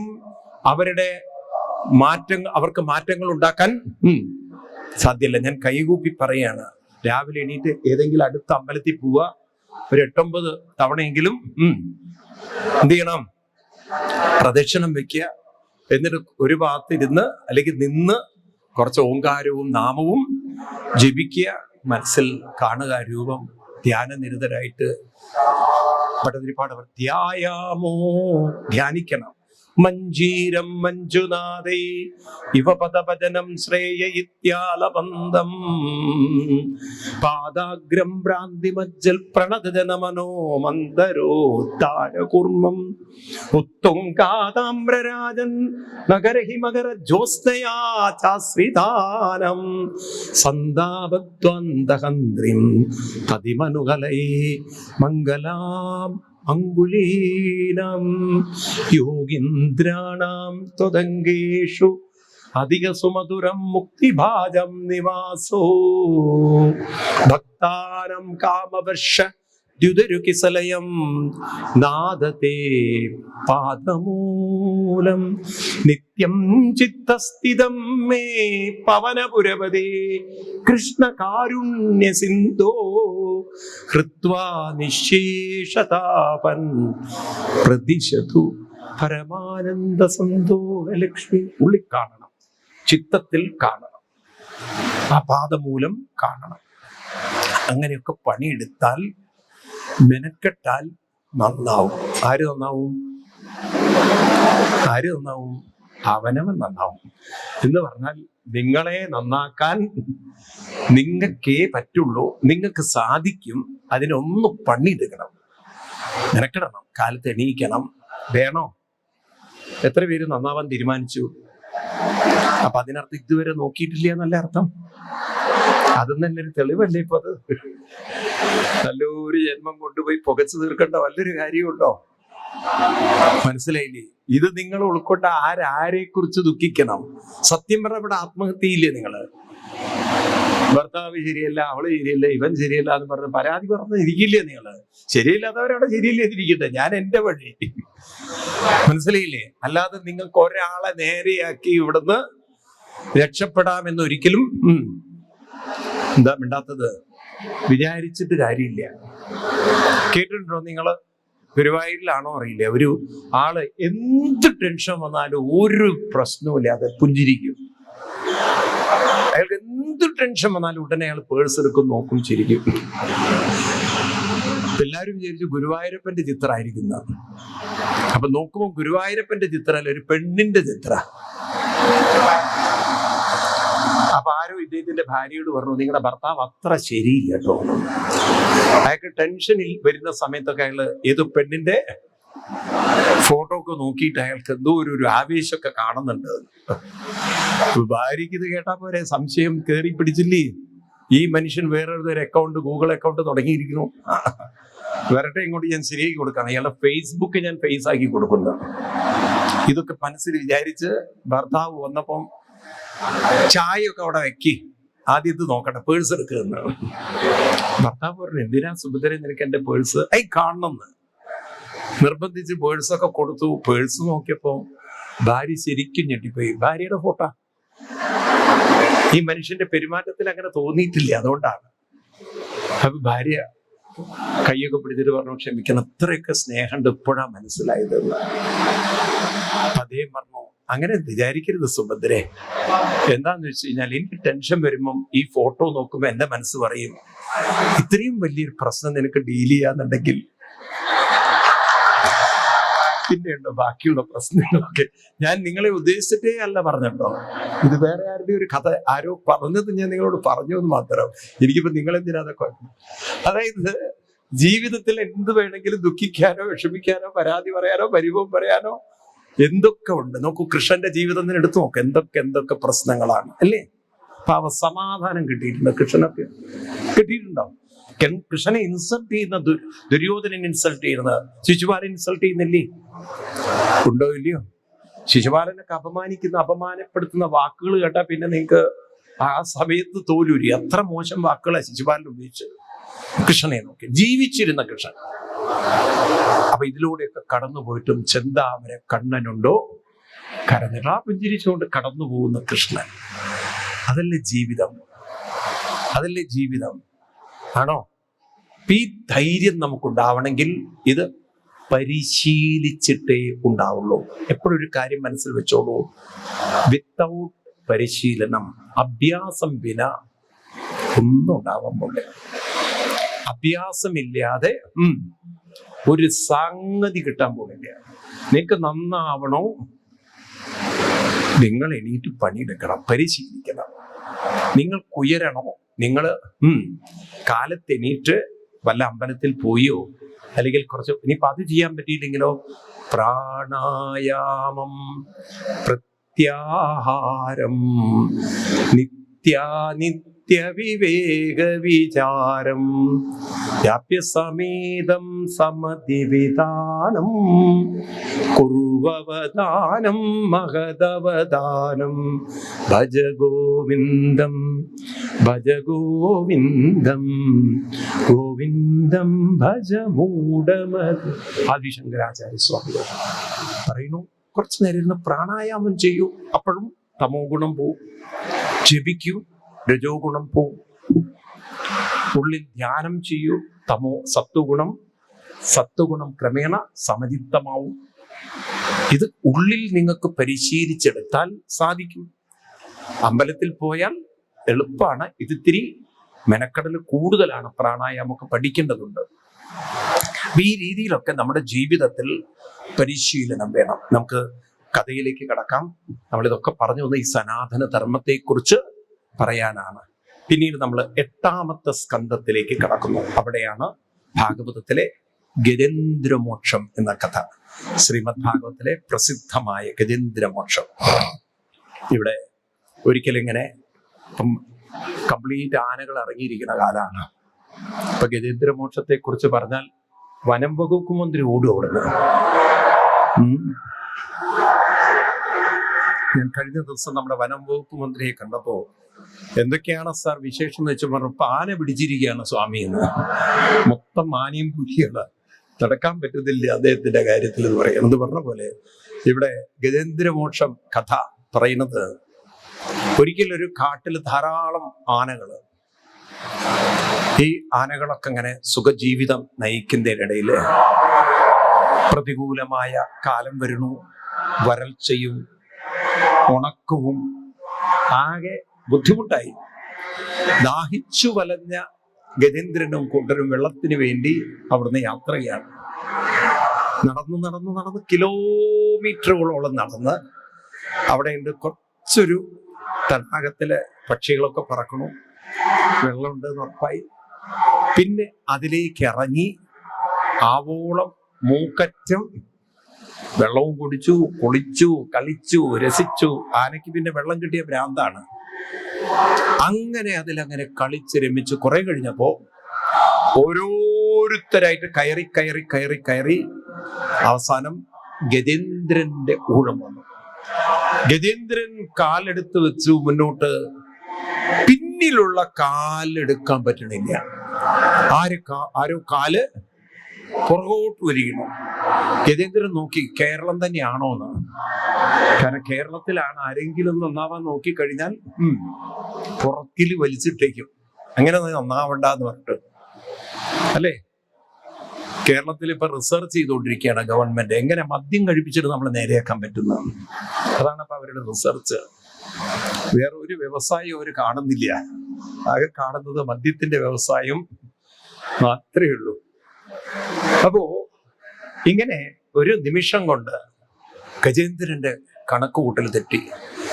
എല്ലാവരുടെയും കൂടെ പോവാൻ പറ്റുമെന്നുള്ളൊരു ധാരണ, എവിടെയോ എനിക്ക് പോവാൻ പറ്റുന്നില്ല, തന്നെ ആരോ വലിച്ചിരിക്കണോ, മനസ്സിലെ വല്ല മുള്ളോ ഇതൊന്നല്ല, ഈർച്ചവാള് പോലത്തെ ഒരു സാധനം കാലിൽ അങ്ങനെ കെട്ടിച്ചു വലിക്കുകയാണ്. നോക്കുമ്പോഴാണ് മുതലയാണ്. എങ്കിലും കോൺഫിഡൻസ് വിട്ടില്ല. സർവശക്തിയും സർവകരുത്തും എടുത്തിട്ട് ആലറിക്കൊണ്ട് തന്റെ ഊർജം മുഴുവൻ പുറത്തെടുത്തുകൊണ്ട് പുറത്തേക്ക് കടക്കാൻ നോക്കുമ്പോൾ ഗജേന്ദ്രന്റെ കണക്കുകൂട്ടൽ തെറ്റി വീണ്ടും പുറകോട്ടാണ് പോകുന്നത്. എത്ര മുന്നോട്ട് പോകാൻ ശ്രമിക്കണോ അത്രയും പുറകോട്ട് റിവേഴ്സ് പോകണോ. അതിൻ്റെ ഇടയ്ക്കാണെങ്കിൽ ഭാര്യയും മക്കളും നടന്ന് കുറേ ദൂരെത്തി. കുറച്ച് കഴിഞ്ഞപ്പോ മക്കള് ചോദിച്ചു അമ്മയോട്, മമ്മി ഡാഡി എവിടെയെന്ന്. ഈ ഡാഡി വെള്ളത്തിലാണേ. അപ്പം മക്കളോട് പറഞ്ഞു, എടാ നിന്റെ അച്ഛൻ ഇപ്പോഴും വെള്ളത്തിലാണെന്ന്. കേരളത്തിൽ അങ്ങനെയാണല്ലോ കുറെ ഡാഡിമാരൊക്കെ. അതാണ് 5ാം ക്ലാസ്സിൽ പഠിക്കുന്ന ഒരു കുട്ടി ചോദ്യത്തിന് ഉത്തരം എഴുതി വെച്ചത്. ബയോളജി ടീച്ചർ ചോദിച്ചു, ഈ ജലത്തിൽ ജീവിക്കുന്ന ജീവികൾ ഏതൊക്കെയാണെന്ന്. കുട്ടി ആദ്യം തന്നെ പറഞ്ഞു, എന്റെ അച്ഛൻ. എടാ നിന്റെ അച്ഛൻ എന്താ ജലജീവിയാണോ എന്ന്? അല്ല, അച്ഛൻ രാവിലെ മീൻ പിടിക്കാനൊക്കെ പോകുന്നു, പിന്നെ അത് കഴിഞ്ഞാലും വെള്ളത്തിലാണെന്ന്. ഇപ്പൊ കരയിലും വെള്ളത്തിലും ഒക്കെ സദാ വെള്ളത്തിൽ ജീവിക്കുന്ന ഒരു ജീവിയായിട്ടാണ് അവന്റെ അച്ഛനെ അവൻ കാണുന്നെന്ന് പറഞ്ഞ പോലെ ഇവിടെ ഗജേന്ദ്രന്റെ എല്ലാ കോൺഫിഡൻസും പോയി. ഭാര്യയും മക്കളൊക്കെ വന്നു, തുമ്പിക്കൈ കൊടുത്ത് എങ്ങനെങ്കിലൊക്കെ ഒന്ന് വലിച്ചു കയറ്റാൻ നോക്കുമ്പോ ഭാര്യ വളരെ ബുദ്ധിയുള്ള സ്ത്രീയായിരുന്നു. മലയാളിയായിരിക്കണം. കാരണം ഭാര്യ നോക്കുമ്പോൾ ഗജേന്ദ്രൻ മാത്രമല്ല വെള്ളത്തിലേക്ക് പോകുന്നത്, ഭാര്യ ഇങ്ങനെ പതുക്കെ പതുക്കെ വെള്ളത്തിലേക്ക് പോകുന്നത് കണ്ടപ്പോ ഭാര്യക്ക് തോന്നി, ഇനി സൂക്ഷിച്ചു പിടിച്ചില്ലെങ്കിൽ ഞാനും ഈ മനുഷ്യനെ പോലെ വെള്ളത്തിൽ കിടക്കേണ്ടി വരും. ഭാര്യ അപടം കൊണ്ട് പിടുത്തം വിട്ടിട്ട് പറഞ്ഞു, യോഗ ഉണ്ടെങ്കിൽ അടുത്ത ജന്മം കാണാന്ന്. ഒറ്റ പോക്കാണ്. ഗജേന്ദ്രനോട് tata, bye bye, see you. മക്കളും ഇല്ല, ഭാര്യയില്ല, ആരുമില്ല. ഗജേന്ദ്രനോട് മുതലയുണ്ട്. കേരളക്കാരാണെങ്കിൽ ഈ സമയം ആത്മഹത്യ നോക്കില്ലേ? ആണോ? ഇനിയിപ്പൊ തനിക്ക് ആരും ഇല്ല എന്ന് കണ്ടു കഴിഞ്ഞാൽ ട്രെയിനിന്റെ മുന്നിലേക്കോ അല്ലെങ്കിൽ എവിടെയെങ്കിലുമൊക്കെ പോയി തീരാൻ നോക്കുവോ? പറയൂ നിങ്ങള്. ഒറ്റപ്പെടൽ, ഏകാന്തത മനുഷ്യനെ ബുദ്ധിമുട്ടിക്കോ, വേദനിപ്പിക്കോ, ഡിപ്രഷനിൽ കൊണ്ടുപോവോ? എന്താ മിണ്ടാത്ത നിങ്ങള്? കൊണ്ടുപോയില്ലയോ? ഭയങ്കര ഒരു മനസ്സിനെ തകർക്കുന്ന ഒന്നാണ് ഏകാന്തത. ഇനി എന്റെ കൂടെ ആരും ഇല്ല. കാരണം സ്നേഹിച്ചവരൊക്കെ തന്നിൽ നിന്നും അകന്നുപോയി. എന്നാൽ ഇവിടെയാണ് ഗജേന്ദ്രൻ തന്റെ വിധിയെ മാറ്റിമറിച്ചുകൊണ്ട് തന്റെ മനസ്സിനെ ഒരു ശൂന്യമാവാൻ, ഏകാന്തമാവാൻ, വിഷമത്തിലേക്ക് വീഴാൻ, വിഷാദത്തിലേക്ക് വീഴാൻ അനുവദിച്ചില്ല. ഒരു പരാതി പറയുന്ന മനസ്സാവാതെ മുഴുവൻ പ്രാർത്ഥന നിറഞ്ഞ, സ്തുതി നിറഞ്ഞ, നാമസങ്കീർത്തനം നിറഞ്ഞ മനസ്സാക്കിയ ഒരൊറ്റ മാറ്റലാണ്. ഇത് നമുക്കുള്ള സന്ദേശമാണ്. ഇതെപ്പോഴും നമ്മൾ ഓർത്തോണം. പരാതി പറയുന്ന മനസ്സല്ല, പ്രാർത്ഥന നിറഞ്ഞ മനസ്സാണ് നമുക്ക് വേണ്ടത്. എപ്പോഴൊക്കെ മനസ്സിലൊരു പരാതി വരുന്നുണ്ടോ അപ്പോഴൊക്കെ അതിനെ പ്രാർത്ഥനാ നിർഭരമായ, നാമനിർഭരമായ, സ്തുതി നിർഭരമായ, ഒരു ഭക്തി നിർഭരമായൊരു, അവർക്ക് പറയൂ, മനസ്സാക്കാൻ ആർക്ക് സാധിക്കുന്നുണ്ടോ അവര് സുകൃതികളാണ്. പരാതിയുള്ള മനസ്സുകളല്ല സുകൃതികളാണ്, ഭക്തിയുള്ള മനസ്സുകളാണ്. ഇവിടെ ഗജേന്ദ്രന്റെ ഉള്ളിൽ നിന്ന് അനസ്യൂതമായി ആ ഭക്തിയുടെ പ്രാർത്ഥനകൾ അല്ലെങ്കിൽ സ്തുതികൾ അങ്ങനെ പുറത്തു വരുന്നതാണ് ഭാഗവതത്തിലെ സുന്ദരമായ ഗജേന്ദ്ര സ്തുതി. 8-ാമത്തെ സ്കന്ധത്തിലെ 3-ാമത്തെ അധ്യായത്തിലെ വളരെ ധന്യമായ സ്തുതി. ഇത് വായിക്കാൻ പറ്റുകയാണെങ്കിൽ നല്ലതാണ്. എല്ലാവർക്കും ഇത് വായിക്കാൻ പറ്റുന്നൊരു സ്തുതിയാണ്. ഓം നമോ ഭഗവതേ തസ്മൈ യദയേതച്ചിദാത്മകം പുരുഷായാദിബീജായ പരേശായ വിധീമഹി. 8-3. യസ്മിന്നിദം യതശ്ചേദം നയേനീദം യൈദം സ്വയം യോസ്മാത് പരസ്മാശ്ച പരസ്തം പ്രപദ്യേ സ്വയംഭുവം. സമയത്തിന്റെ ഒരു കുറവുള്ളതുകൊണ്ട് ഞാൻ അവിടെ നിന്ന് ഇവിടെ ഇത്തിരി വായിക്കുകയാണ്. കംപ്ലീറ്റ് വായിക്കാൻ സമയം അനുവദിക്കില്ല. തസ്മൈ നമഃ പരേശായ ബ്രഹ്മണേനന്ദശക്തയേ അരൂപായോരുരൂപായ നമാശ്ചര്യകർമ്മണി നമ ആത്മപ്രദീപായ സാക്ഷിണീ പരമാത്മനി നമോ ഗിരം വിദൂരായ മനസശ്ചേതസാമപി സത്വേന പ്രതിലഭ്യായ നൈഷ്കർമ്മേണ വിപസ്ഥിതാം നമ കൈവല്യനാഥായ നിർവാണ സുഖസംവിതേ നമ ശാന്തായ ഘോരായ മൂഢായ ഗുണധർമ്മിണി നിർവിശേഷായ സമ്യായ നമോ ജ്ഞാനകനായ ക്ഷേത്രജ്ഞായ നമസ്തുഭ്യം സർവാധ്യക്ഷായ സാക്ഷിണീ പുരുഷായ ആത്മമൂലായ മൂലപ്രകൃതയേ നമഃ സർവേന്ദ്രിയ ഗുണദ്രഷ്ടേ സർവപ്രത്യയഹേതവേ അസദാചായുക്തായ സദാഭാസായ തേ നമഃ നമോ നമസ്തേ കില കാരണായ നിഷ്കാരണായ അത്ഭുതകാരണായ സർവാഗമമ്നായ മഹാന്നവായ നമോപവർഗായ പരായണായ ഗുണാരണിച്ചന്നതിഷുഷ്ണപായ തക്ഷോഭവിസ്ഫൂർജിതമാനസായ നൈഷ്കർമ്മ്യഭാവേന വിവർജിതാഗമ സ്വയം പ്രകാശായ നമസ്കരോമി.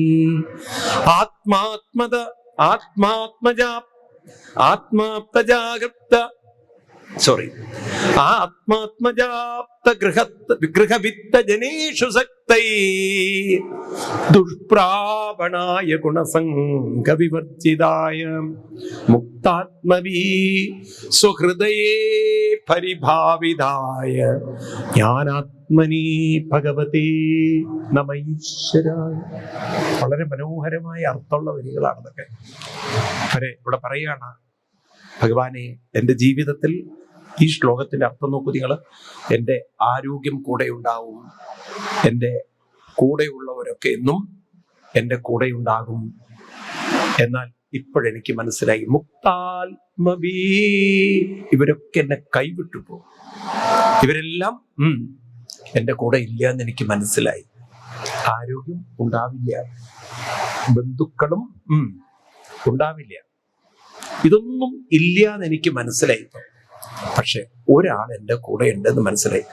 ജ്ഞാനാത്മനേ ഭഗവതേ നമ ഈശ്വരായ. ഭഗവാൻ എന്ന് പറയുന്നത് ആരാണ്? നോക്കൂ, നിങ്ങളൊക്കെ നോക്കൂ. നമ്മൾ ഉള്ളിൽ ഭാവന ചെയ്യാനുള്ള കഴിവുണ്ട് നമുക്ക്. ഉണ്ടോ? ഏത് രൂപവും ഏത് നാമവും ഭാവനയിൽ കാണാൻ, ഭാവനയിൽ ചിന്തിക്കാൻ കഴിവുണ്ടോ നമുക്ക്? ഉണ്ടോ? ഈ കഴിവിനെ നിങ്ങൾ ഈശ്വരനായി കണ്ടാൽ ഇത് നിങ്ങൾ ഉണ്ടാക്കിയ കഴിവാണോ? കണ്ണടച്ച് കൃഷ്ണന്റെ രൂപം കാണുക, നാമം ചൊല്ലാൻ സാധിക്കുക, ഈ കഴിവ് നിങ്ങൾക്ക് ഉള്ളിൽ ബോധമുള്ളത് കൊണ്ട് കിട്ടിയതാണ്? ആണോ? ഉള്ളിൽ ബോധമുള്ളത് കൊണ്ടാണ്, കോൺഷ്യസ്നെസ് ഉള്ളത് കൊണ്ടാണ് കിട്ടിയത്? ആണോ? മനസ്സിലായില്ല. ഈ കഴിവ് നമ്മൾ ഉണ്ടാക്കിയതാണോ? പറയൂ. അല്ല. ഈ കഴിവിനെ നിങ്ങൾ ഈശ്വരനായി കണ്ടാൽ ഈശ്വരൻ കൂടെയുണ്ടോ എപ്പോഴും? എന്താ ഒന്നും മിണ്ടാത്തത്? ഈ കഴിവ് നമ്മുടെ കൂടെ എപ്പോഴും ഇല്ലേ? മരിക്കുന്നത് വരെ ഇല്ലേ? ഉണ്ടോ? ഉണ്ട്. ഈ കഴിവിനെ നിങ്ങൾ ഈശ്വരനായി കണ്ടാൽ ഈശ്വരൻ കൂടെ ഇല്ലേ? അത് നമ്മൾ പഠിക്കണം. എനിക്ക് നല്ലത് ഭാവന ചെയ്യാൻ കഴിവ് തരുന്ന ശക്തിയാണ്, ബോധശക്തിയാണ് ഭഗവാൻ. ഭഗവാൻ ആരാണ്? നല്ലത് ചിന്തിക്കുവാൻ കഴിവ് തരുന്ന ബോധശക്തിയാണ് ഭഗവാൻ. അപ്പൊ എപ്പോഴാ ഭഗവാൻ ഇല്ലാത്തത്? എപ്പോഴാ ഇല്ലാത്തത്? പറയൂ. എപ്പോഴും ഉണ്ട്. ആ കഴിവിനെയാണ് ഇവിടെ ഗജേന്ദ്രൻ നഷ്ടപ്പെട്ടവരെ ഓർത്ത്, വിട്ടുപോയവരെ ഓർത്ത്, നോക്കാത്തവരെ ഓർത്ത് തളർന്നില്ല. മനസ്സിന്റെ ശ്രദ്ധ തിരിച്ചുവിട്ടു. ഭഗവാനെ, മുക്താത്മവീ സ്വഹൃദയേ പരിഭാവിതായ. എന്നിട്ട് പറയുന്ന ഭഗവാനെ, ഞാൻ ഇത്രയും കാലം കരുതി എനിക്ക് എൻ്റെ അഹന്തയിൽ എല്ലാം കൊണ്ടു നടക്കാൻ പറ്റുന്നു. എൻ്റെ പണം, എൻ്റെ വീട്, എൻ്റെ ഭർത്താവ്, എൻ്റെ ഭാര്യ, എൻ്റെ മക്കള്, ഇതൊക്കെ ഞാൻ പറഞ്ഞ അനുസരിക്കുന്ന വിചാരം. ഇതാണ് ഒരുവിധ അമ്മമാരുടെയൊക്കെ സ്വകാര്യ അഹങ്കാരം. മക്കളൊക്കെ നമ്മൾ പറഞ്ഞ അനുസരിക്കുന്നത്. കുറെ കഴിഞ്ഞാൽ നിങ്ങൾക്ക് മനസ്സിലാവുക, ആരും ആരുടെയും നിയന്ത്രണത്തിലല്ല. അവരവരുടേതായ ചിന്തകളും ലോകങ്ങളും ഉണ്ടോ? പക്ഷെ ഇത് മനസ്സിലാക്കുന്നത് കൊട്ട് കിട്ടിയിട്ടാണ് പലർക്കും, അനുഭവം കൊണ്ടിട്ടാണ്. അതുവരെ ഇങ്ങനെ പലതും പിടിച്ചു വയ്ക്കും. എൻ്റെ ഇവിടെ മനസ്സിലായി, ആരും എൻ്റെ കൂടെ ഉണ്ടാവില്ല. ഞാൻ പലതിനെയും പിടിച്ചു, പക്ഷെ പലതും എന്നെ വിട്ടു. ഇപ്പോഴെനിക്ക് മനസ്സിലായി, അന്ന് ഭഗവാനെ പിടിച്ചിരുന്നെങ്കിൽ ഇന്ന് ദുരിതം ഉണ്ടാകുമായിരുന്നില്ല. പക്ഷെ ഇപ്പൊ എനിക്ക് ബോധം വന്നു. നായം വേദസ്വമാത്മാനം യശക്ത്യാഹം ദിയാഹതം തം ദുരത്യമാഹാത്മ്യം ഭഗവന്തമിതോസ്മ്യഹം. എന്റെ അഹങ്കാരം കൊണ്ട്, എന്റെ അവിവേകം കൊണ്ട്, എന്റെ ധാർഷ്ട്യം കൊണ്ട് ഞാൻ പലരും എൻ്റെ കൂടെ ഉണ്ടാകുമെന്ന് കരുതി. പലതും പല കൂട്ടുകാരുണ്ടാവും. നമുക്ക് ഫ്രണ്ട്സാണ് കുത്തിക്കൊല്ലുന്നത്, കൂടെ നടക്കുന്ന ഫ്രണ്ട്സാണ് റാഗ് ചെയ്യുന്നത്, കൂടെ നടക്കുന്ന ഫ്രണ്ട്സാണ് ചതിക്കുന്നത്, കൂടെ നടക്കുന്ന ഫ്രണ്ട്സാണ് കുഴിയിൽ കൊണ്ട് ചാടിക്കുന്നത്, അല്ലേ? ഇന്നത്തെ കൂട്ടുകെട്ടുകളൊക്കെ എത്തിക്കുന്നത് അവസാനം നല്ല ബന്ധങ്ങളിൽ പോകുന്നവർ വളരെ കുറഞ്ഞു വരികയാണ്. ആണോ? പറയൂ നിങ്ങൾ. ഈ രീതിയിലൊക്കെ ഞാൻ കരുതി എൻ്റെ കൂടെ ആരൊക്കെയോ ഉണ്ടാവുന്നു. പക്ഷെ ഇപ്പൊ എനിക്ക് മനസ്സിലായത് ആരും എൻ്റെ കൂടെ ഇല്ല. അതുകൊണ്ട് ഞാൻ എൻ്റെ അഹങ്കാരം ഇപ്പോഴിതാ ഭഗവാനെ ഞാൻ അങ്ങയുടെ പാദങ്ങളിൽ സമർപ്പിക്കുകയാണ്. ഇനി അങ്ങേ ഉള്ളൂ എനിക്ക്. എന്നിട്ട് പറയുന്നു, നമോ നമസ്തുഭ്യമസഹ്യവേഗ ശക്തിത്രയായ കിലദീ ഗുണായ പ്രപന്നപാലായ ദുരന്തശക്തയേ കതീന്ദ്രിയാണം മനവപ്യവത്മനേ. അവിടുത്തെ ആ അനന്തശക്തിക്ക് മുന്നിൽ, അവിടുത്തെ ആ ഒരു കാരുണ്യത്തിന് മുന്നിൽ, അവിടുത്തെ ആ ഒരു ദയയ്ക്ക് മുന്നിൽ, അവിടുത്തെ ആ സ്വാതന്ത്ര്യത്തിന് മുന്നിൽ, അവിടുത്തെ തന്നിരിക്കുന്ന കഴിവിന് മുമ്പിൽ ഞാനിതാ എന്നെ സമർപ്പിക്കുകയാണ്. ഇനി അവിടെ നിന്നല്ലാതെ സ്വാമിയല്ലാതൊരു ശരണമില്ലയ്യപ്പ എന്ന് പറയുന്ന പോലെ ഭഗവാൻ അല്ലാതെ ഇനി ആരും എനിക്കൊരു അന്യതാ ശരണം നാസ്തി ത്വമേവ ശരണം മമ എന്നുള്ള ആ ഭാവത്തിലേക്ക് ആ ഗജേന്ദ്രൻ ഉയർന്നു. ഇനി ആരുമില്ല എന്നുള്ളല്ല, ആരേ ഉള്ളൂ. അതങ്ങോട്ട് തെളിഞ്ഞ് വരാൻ തുടങ്ങി. ആ സമയത്താണ് ഗരുഡാരൂഢനായി ഭഗവാൻ പ്രകടമാവുന്നതും തന്റെ സുദർശന ചക്രം കൊണ്ട് മുതലയുടെ തല വെട്ടിക്കൊണ്ട് ഭഗവാൻ ആ ഒരു ഗജേന്ദ്രന്റെ തുമ്പിക്കൈ കയറി പിടിക്കുമ്പോഴേക്കും ഗജേന്ദ്രൻ തടാകത്തിൽ നിന്നും ഒരു താമര എങ്ങനെങ്കിലൊക്കെ വലിച്ചെടുത്ത് ആ ഭഗവാന്റെ നേരെ നീട്ടിക്കൊണ്ട് ചൊല്ലുന്ന ആ മന്ത്രമാണ് ഭാഗവതത്തിൽ പ്രസിദ്ധമായ മന്ത്രം. നമുക്ക് ചൊല്ലാം. സ്വന്തസരസ്സുരുബലേന ഗൃഹീതാത്തോ ദൃഷ്ട്വാ ഹരിം ദൃഷ്ട്വാ ഗുരുൽമതിഹരിം കൗപാത്തചക്രം ഉക്ഷിപ്യ സാംബുജകരം കിരമാഹൃശ്ചൽ നാരായണാഖില ഗുരോ ഭഗവൻ നമസ്തേ. എല്ലാവരും ചൊല്ലണേ. നാരായണാഖില ഗുരോ ഭഗവൻ നമസ്തേ. നാരായണ അഖില ഗുരോ ഭഗവൻ നമസ്തേ. അങ്ങനെ നാരായണനെ അഖില ഗുരുവായി കണ്ടുകൊണ്ട് തന്നെ പൂർണ്ണമായി സമർപ്പിക്കുന്നു ഗജേന്ദ്രൻ. ഇങ്ങനെ ഗജേന്ദ്രൻ ഭഗവത് സ്പർശാൽ വിമുക്തോ അജ്ഞാനബന്ധനാൽ പ്രാപ്തോ ഭഗവതോ രൂപം പീതവാസ ചതുർഭുജ എന്ന് പറഞ്ഞുകൊണ്ടാണ് ഈ ഭാഗവതത്തിലെ ഗജേന്ദ്ര മോക്ഷം ഉപസംഹരിപ്പിക്കുന്നത്. എന്തിനാണ് ഈ കഥകളൊക്കെ പറഞ്ഞത് ചോദിച്ചു കഴിഞ്ഞാൽ, ഇതൊരു ആനയുടെ കഥയല്ല. എന്നാൽ എന്തിനാ ആനയുടെ കഥ തുടങ്ങിയത്? ഒരു ആനയ്ക്ക് ആനയുടെ വണ്ണം അറിയില്ല എന്ന് പറഞ്ഞ പോലെ മനുഷ്യന്റെ ഉള്ളിലുള്ള ദൈവീകതയുടെ വണ്ണം അറിയില്ല. അനന്തമായ ദൈവീകമായ ശക്തി നിറച്ചു വെച്ചുകൊണ്ടാണ് നമ്മളെ ഓരോരുത്തരെയും ഭൂമിയിലേക്ക് ഇങ്ങോട്ട് വിട്ടിട്ടുള്ളത്. അതായത് എല്ലാവരുടെ ഉള്ളിലും കത്തുന്ന പൊന്മണി വിളക്കെന്ന പോലെ ഹൃദയ സ്ഫുരിക്കുന്ന ഒരു ശക്തിയുണ്ട്. മനസ്സിലായില്ലേ? പക്ഷെ എന്താ, ആ ഞാനെന്ന ഭാവത്തിൽ നമ്മൾ ജീവിച്ച് അത് ആരൊക്കെയോ കയറി പിടിച്ച് ആരൊക്കെയോ കൂടെ ഉണ്ടാവും, എന്തൊക്കെയോ ഉണ്ടാവും എന്നുള്ള തെറ്റായൊരു ധാരണയിൽ നമ്മൾ ജീവിച്ച് അവസാനം നമുക്ക് മനസ്സിലായി ആരും ഇല്ല. അത് ചിലർക്കൊക്കെ മനസ്സിലാവുന്നത് കുറെ വൈകിയാണ്. ഇത് നേരത്തെ മനസ്സിലാക്കാൻ സാധിച്ചാൽ നിങ്ങൾ ഒരു വശത്ത് ബന്ധങ്ങൾ ഉണ്ടാവട്ടെ, ബന്ധനമുണ്ടാവില്ല. ബന്ധമുണ്ടാവും. ബന്ധിക്കേണ്ടത് ആരിലാണ്? ഭഗവാൻ നാമത്തിൽ ബന്ധിച്ചുകൊണ്ട് ലോകത്തിൽ സഞ്ചരിച്ചു കൊണ്ടിരിക്കുക. ഇതാണ് കൃഷ്ണൻ പറഞ്ഞത്. ഭഗവാൻ പറയും, ഈ ഭൂമിയിൽ വന്നാൽ ചെയ്യേണ്ടത് എന്നിൽ മനസ്സ് സമർപ്പിച്ചുകൊണ്ട് ലോകത്തോടൊപ്പം ചരിച്ചുകൊള്ളൂ എന്നാണ്. സമർപ്പണം എന്നിലും, ചലിക്കൽ ലോകത്തോടൊപ്പം. ഏതുപോലെയാണ് നമ്മൾ പറഞ്ഞു കഴിഞ്ഞാൽ, നമ്മളൊരു തോണിയൊക്കെ തുഴഞ്ഞ് പോകുന്ന സമയത്ത് ഒരു തോണിയുടെ കമ്പ് അത് അമർത്തി വെച്ചുകൊണ്ടാണ് ഡയറക്ഷൻ തിരിക്കുക. വെള്ളത്തിന്റെ ഒഴുക്കിനനുസരിച്ച് തോണി പോകുമെങ്കിലും ഈ കമ്പ് കൊണ്ട് അതിന്റെ ദിശ മാറ്റിയെടുത്ത് ഒരു കരയിൽ നിന്നും മറ്റൊരു കരയിലേക്ക് എത്തുന്ന പോലെ ബന്ധങ്ങളുടെ കൂടെ ഒഴുകണം. പക്ഷേ ബ്രഹ്മത്തിന്റെ തീരത്തേക്ക് അടുക്കണം. ബ്രഹ്മത്തിന്റെ തീരത്തേക്ക് അടുക്കാനുള്ള സാധനയുടെ കമ്പ് കയ്യിലില്ലെങ്കിൽ ഒഴുക്കിൽപ്പെട്ട് വലിയൊരു കാട്ടിൽ അകപ്പെട്ടേനകം, വഴിയും കാണാതെ ഉഴലുമ്പോൾ വഴിയിൽ നേർവഴി അരുളേണം നാഥ, തിരുവൈക്കം വാഴും ശിവശംഭോ. വലിയൊരു കാട്ടിൽപ്പെട്ട് ദുരിതം അനുഭവിക്കാം. ആര് കേൾക്കാൻ? കുറച്ചു ദിവസമൊക്കെ ആൾക്കാർ നമ്മുടെ കൂടെ സഹതപിക്കാനുണ്ടാവും. പിന്നെ പറയും ഭ്രാന്താണ്, വട്ടാണെന്ന് പറയും. കാരണം ആർക്കും ഒന്നിനും സമയമില്ല.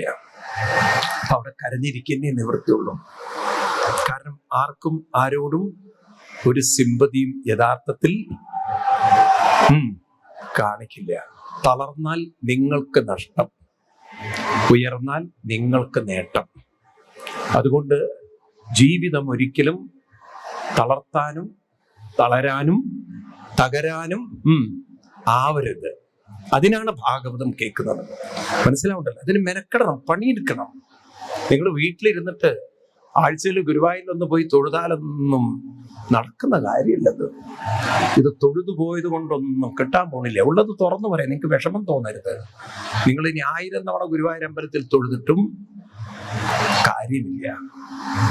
സാധനയും തൊഴിലും വ്യത്യാസമുണ്ട്. സാധന എന്ന് പറയുന്നത് അറിവോടുകൂടി നിങ്ങൾ അമ്പലത്തിൽ പോയി, നേരത്തെ പറയലേ, പ്രദക്ഷിണം വെക്കുന്നു, നാമം ജപിക്കുന്നു, ഉള്ളിൽ രൂപം കാണുന്നു, മനസ്സ് സമർപ്പിക്കുന്നു. അതൊരു അന്ധമായ തൊഴിലല്ല.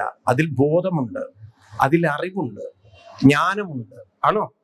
അങ്ങനെയാണെങ്കിൽ അത് നിങ്ങളെ പടിപടിയായി, നേരത്തെ പറഞ്ഞേ, തമോ ഗുണത്തിൽ നിന്നും രജോ ഗുണത്തിലേക്കും, രജോ ഗുണത്തിൽ നിന്ന് സത്വഗുണത്തിലേക്കും, സത്വഗുണത്തിൽ നിന്ന് സമചിത്തതയിലേക്കും, സമചിത്തതയിൽ നിന്ന് ബ്രഹ്മത്തിലേക്കും എത്തിക്കും. എവിടേക്ക്? പരമാത്മാവിലേക്ക് എത്തിക്കും. ഭഗവാൻ പറയുന്നത് സമചിത്തമായാൽ പരമാത്മാവിലേക്ക് എത്താൻ വളരെ എളുപ്പമാണ്. ഗീതയിൽ 12-ൽ 4-ാം ശ്ലോകം, 12-ൽ 4-ാം ശ്ലോകം, സംനിയമേന്ദ്രിയ ഗ്രാമം സർവത്ര സമബുദ്ധയ തേ പ്രാപ്നുവന്തി മാമേവ സർവഭൂതഹിതേരത. ആരുടെ മനസ്സാണോ സമചിത്തമാവുന്നത്, സർവത്ര സമബുദ്ധയ തേ പ്രാപ്നുവന്തി മാം ഏവ, അവർക്കെന്നെ എളുപ്പത്തിൽ കൈവരിക്കാൻ, മാമേവ പ്രാപ്നുവന്തി, പ്രാപ്നുവന്തി എന്നാൽ എന്നെ പ്രാപിക്കാൻ പറ്റും. ആർക്ക് പ്രാപിക്കാൻ പറ്റും?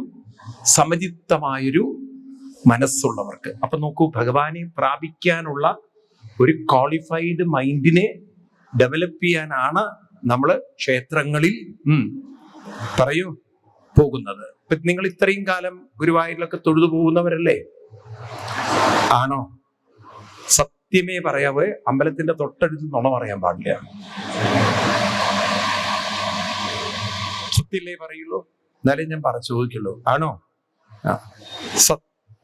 തമോ ഗുണം രജോ ഗുണവും, രജോ ഗുണം സത്വഗുണവും, സത്വഗുണം സമചിത്തതയും ഒക്കെ ആവുന്നുണ്ടോ ഇതുവരെ തൊഴുതിട്ട്?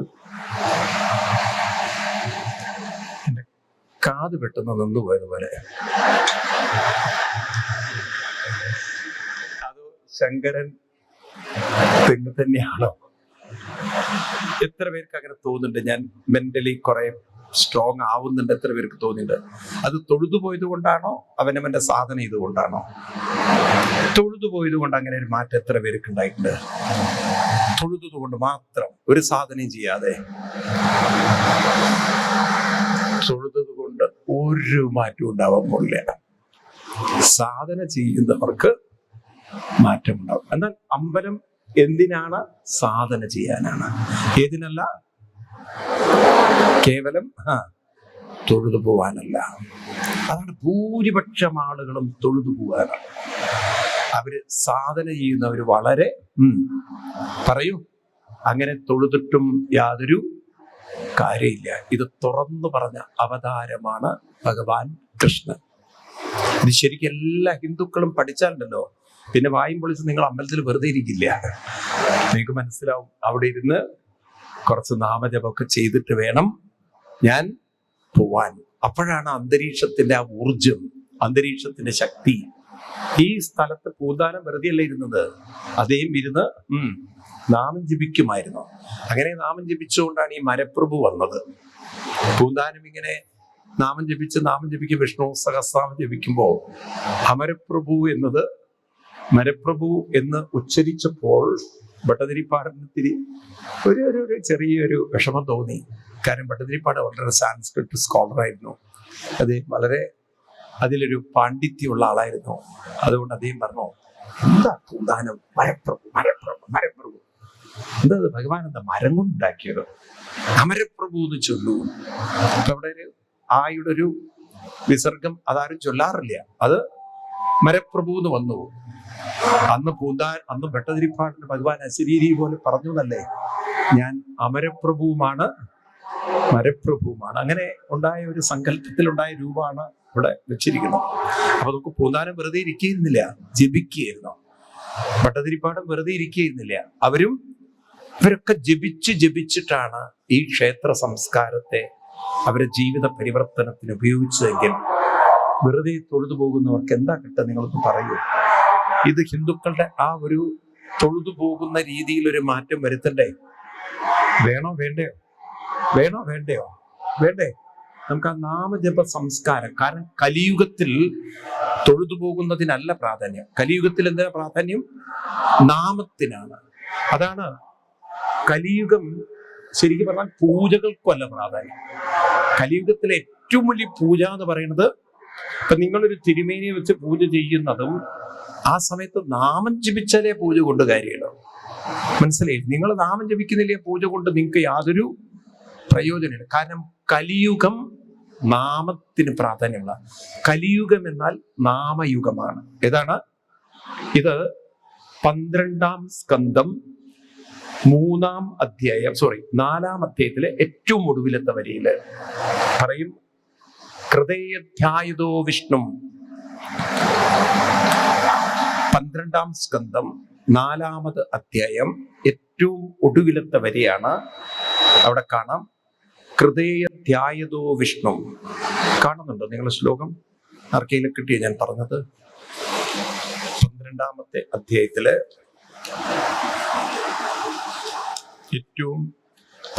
മൂന്നാമത്തെ 12-ൽ 3-ാമത്തെ അധ്യായത്തില് 4-ാമത്തെ ഏറ്റവും ലാസ്റ്റ് ശ്ലോകമാണ്. ഹൃദയധ്യായതോ വിഷ്ണു ത്രേധായം യജുതോ മഖൈ ദ്വാപരേ പരിചര്യായം കലോ കേശവ കീർത്തനാത്. കണ്ടു? അപ്പൊ കലിയുഗത്തിൽ ഏറ്റവും പ്രാധാന്യം എന്തിനാണ്? മനസ്സിലായില്ലേ? ശ്ലോകം മനസ്സിലായില്ലേ? ഹൃദയധ്യായതോ വിഷ്ണു. ഹൃദയുഗത്തിൽ ആളുകൾക്ക് ധ്യാനിച്ചാൽ ഭഗവാന്റെ ആ ശക്തി, അനുഗ്രഹം അനുഭവിക്കാമായിരുന്നു. ഭഗവാന്റെ ശക്തി ഉണർത്താമായിരുന്നു ധ്യാനത്തിലൂടെ. എന്നാൽ ത്രേതായം മഖൈ, മഖം എന്ന് പറഞ്ഞാൽ യാഗങ്ങൾ വേണ്ടി വന്നു. പിന്നീട് പരിചര്യ എന്ന് പറഞ്ഞാൽ ഇപ്പോഴത്തെ പൂജാദികള്, പൂജകൾക്കൊക്കെ ദ്വാപരയുഗത്തിലാണ് പ്രാധാന്യം. എന്നാൽ കലിയുഗത്തിൽ കലോ കേശവ കീർത്തനാത്. ഇത് തന്നെ ഭട്ടതിരിപ്പാട് 92-ാം ദശകത്തില് നാരായണീയത്തില് 5-ാം ശ്ലോകത്തിൽ പറയും. 92 നാരായണീയത്തിലെ ദശകത്തില് 5-ാമത് ശ്ലോകത്തിൽ ഭട്ടതിരിപ്പാട് പറയും. ഇതേ ശ്ലോകത്തെ എടുത്തുകൊണ്ട് ഭട്ടതിരിപ്പാട് അവിടെ വ്യാഖ്യാനിച്ചു പറയും. എന്താണ്? ശ്വേതശ്ചായം മുനിപരവപുഷം പ്രീണയന്തേ തപോവി. ആരുടെങ്കിലും കയ്യിലുണ്ടോ നാരായണീയം? ആരുടെങ്കിലും കയ്യിലുണ്ടോ? ചൊല്ലു. ശ്വേതഛായം മുനിവരവപുഷം പ്രീണയന്തേ തപോവി. ത്രേതായം 92-5. 92-5 ആണോ ശ്ലോകം? നോക്കൂ നിങ്ങൾ, ആണോ ശ്ലോകം? കറക്റ്റ് ആണോ? ശ്വേതശ്ചായം മുനിവരവപുഷം പ്രീണയന്തേ തപോവി. ത്രേതായാം സൃക്സുവാദി അരുണതരും. പിന്നെ അടുത്തത് സേവന്തേ തന്ത്രമാർഗൈ. വായിക്കൂ. ദ്വാപരേ നീലം സങ്കീർത്തനാദേ ഇഹ കലിസമയേ മാനുഷം ത്വം ഭജന്തേ. എന്താ പറയുന്നത്? ശ്വേതശ്ചായം മുനിവരവപുഷം പ്രീണയന്തേ. ശ്വേതം എന്ന് പറഞ്ഞാൽ സത്യയുഗത്തിൽ ആളുകൾക്ക് ധ്യാനം. ത്രേതായം സൃക്സുവാദി അരുണതരും. ഭഗവാന്റെ ആ അഗ്നിയിലേക്ക്, ഹോമകുണ്ടത്തിലേക്ക് നെയ്യൊഴിക്കണം. എന്നാൽ ദ്വാപരത്തിലോ പരിചര്യായ എന്ന് വെച്ചാൽ സേവന്തേ തന്ത്രമാർഗയും. തന്ത്രമാർഗമാണ് എന്ന് വെച്ചാൽ പൂജാദികൾ. എന്നാൽ നീലം സങ്കീർത്തനാദി ഇഹ കലിസമയേ മാനുഷം ത്വം ഭജന്തേ. കലിയുഗത്തിൽ മനുഷ്യർക്ക് പറഞ്ഞിരിക്കുന്ന സാധന ഏതാണ്? എന്നാൽ എങ്ങനെ ഈ സംഗതി നമ്മുടെ കുട്ടികൾക്കില്ലാതെ പോയി എന്നുള്ള അറിയാത്തത്? ഇത് വല്ല ബന്ധമുണ്ടോ നമ്മളെ കുട്ടികളായിട്ട്? ഇതെങ്ങനെ അവർക്ക് നഷ്ടപ്പെട്ടു എന്നുള്ളത് ആരാ ഉത്തരവാദി? ഗവൺമെന്റോ? ഗവൺമെന്റ് ആണോ ഉത്തരവാദികള്? നമ്മുടെ കുട്ടികൾക്ക് നാമം എങ്ങനെ നഷ്ടപ്പെട്ടു എന്നതിന് ഉത്തരവാദി ആരാണ്? നിങ്ങളൊക്കെ ശീർഷാസനത്തിൽ നിർത്തണ്ടേ? ഇല്ലേ? വേണോ വേണ്ടയോ? നമ്മളല്ലേ ഈ തെറ്റ് ചെയ്തത്? അപ്പൊ അവരെയൊക്കെ കൊണ്ടുവരേണ്ടതായിരുന്നില്ലേ? ഏതിലേക്ക്? നാമജപത്തിലേക്ക്. അതുകൊണ്ട് ഈ വിഷ്ണു സഹസ്രനാമവും ലളിതാ സഹസ്രനാമവും ഒക്കെ നമുക്കങ്ങോട്ട് ജപിക്കണം. ഒരു മാറ്റം ഉണ്ടാക്കണം. വേണ്ടേ? ഇവിടെ 3 കാര്യത്തിനല്ല വന്നത്. പരാതി പറയരുത്, ദുഃഖിച്ചിരിക്കരുത്, വെറുതെ മൊബൈൽ തോണ്ടിയിരിക്കരുത്. എന്താണ്? എന്ത് ചെയ്യരുത്? പരാതി പറഞ്ഞിരിക്കരുത്, ദുഃഖിച്ചിരിക്കരുത്, വെറുതെ ആരുടെയും കുറ്റവും കുറവും ആരുടെയും വായിൽ നോക്കി, കണ്ടവന്റെ ട്യൂബും നോക്കി, കണ്ടവരുടെ ഫേസ് നോക്കിയിരുന്ന് സമയം കളയരുത്. കാരണം സമയം ഒരിക്കൽ പോയാൽ ഒരിക്കലും തിരിച്ചു കിട്ടാൻ പോകുന്നില്ല. കുറ്റം പറഞ്ഞുകൊണ്ട് ആരെ നേരെയാക്കാൻ പറ്റുള്ളൂ? നിങ്ങൾക്ക് ആരും നേരെയാക്കാൻ? ദുഃഖം പറഞ്ഞുകൊണ്ട് ആർക്ക് നിങ്ങളെ നേരെയാക്കാൻ പറ്റുള്ളൂ? നിങ്ങളെയും ആർക്കും നേരെയാക്കാൻ പറ്റില്ല. അപ്പൊ പിന്നെ എന്താ ചെയ്യാനുള്ളത്? പുഞ്ചിരിച്ചുകൊണ്ട് മുന്നോട്ട് പോവുക. ദുഃഖം വരുമ്പോഴൊക്കെ എന്ത് ചെയ്യണം? ദുഃഖം വരുമ്പോൾ പുഞ്ചിരിച്ചുകൊണ്ട് പോവുക. ഭാഗവതത്തില് ഉദ്ധവർക്ക് കൃഷ്ണൻ ഉപദേശം കൊടുക്കുമ്പം ഒരു ഗംഭീരമായൊരു ഭാഗമുണ്ട്. എൻ്റെ ഓർമ്മ ശരിയാണെങ്കിൽ 11-9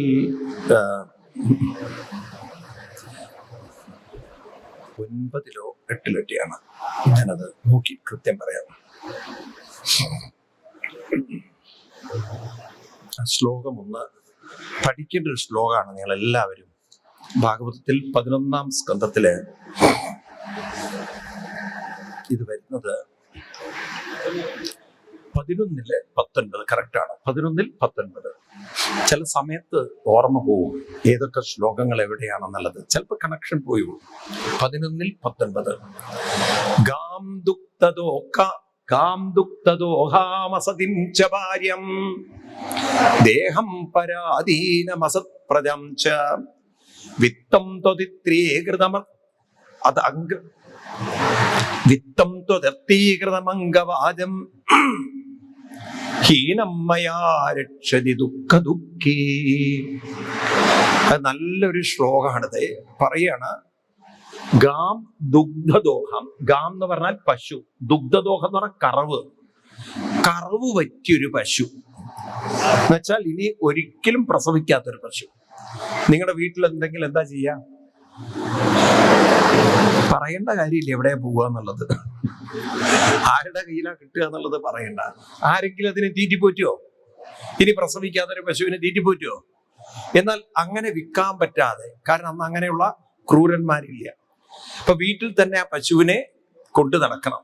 അപ്പൊ ഒരു കറവുമില്ല, പ്രയോജനമില്ല, വെറും ചാണകവും മൂത്രവും കിട്ടും, അത്രയേ ഉള്ളൂ. അത് ചാവുന്നത് വരെ നോക്കുകയും വേണം. ഈ രീതിയിൽ ഉള്ള ഒരു പശു ഉള്ള ഒരാള് അസതിംച ഭാര്യ നല്ല അസത്ത്.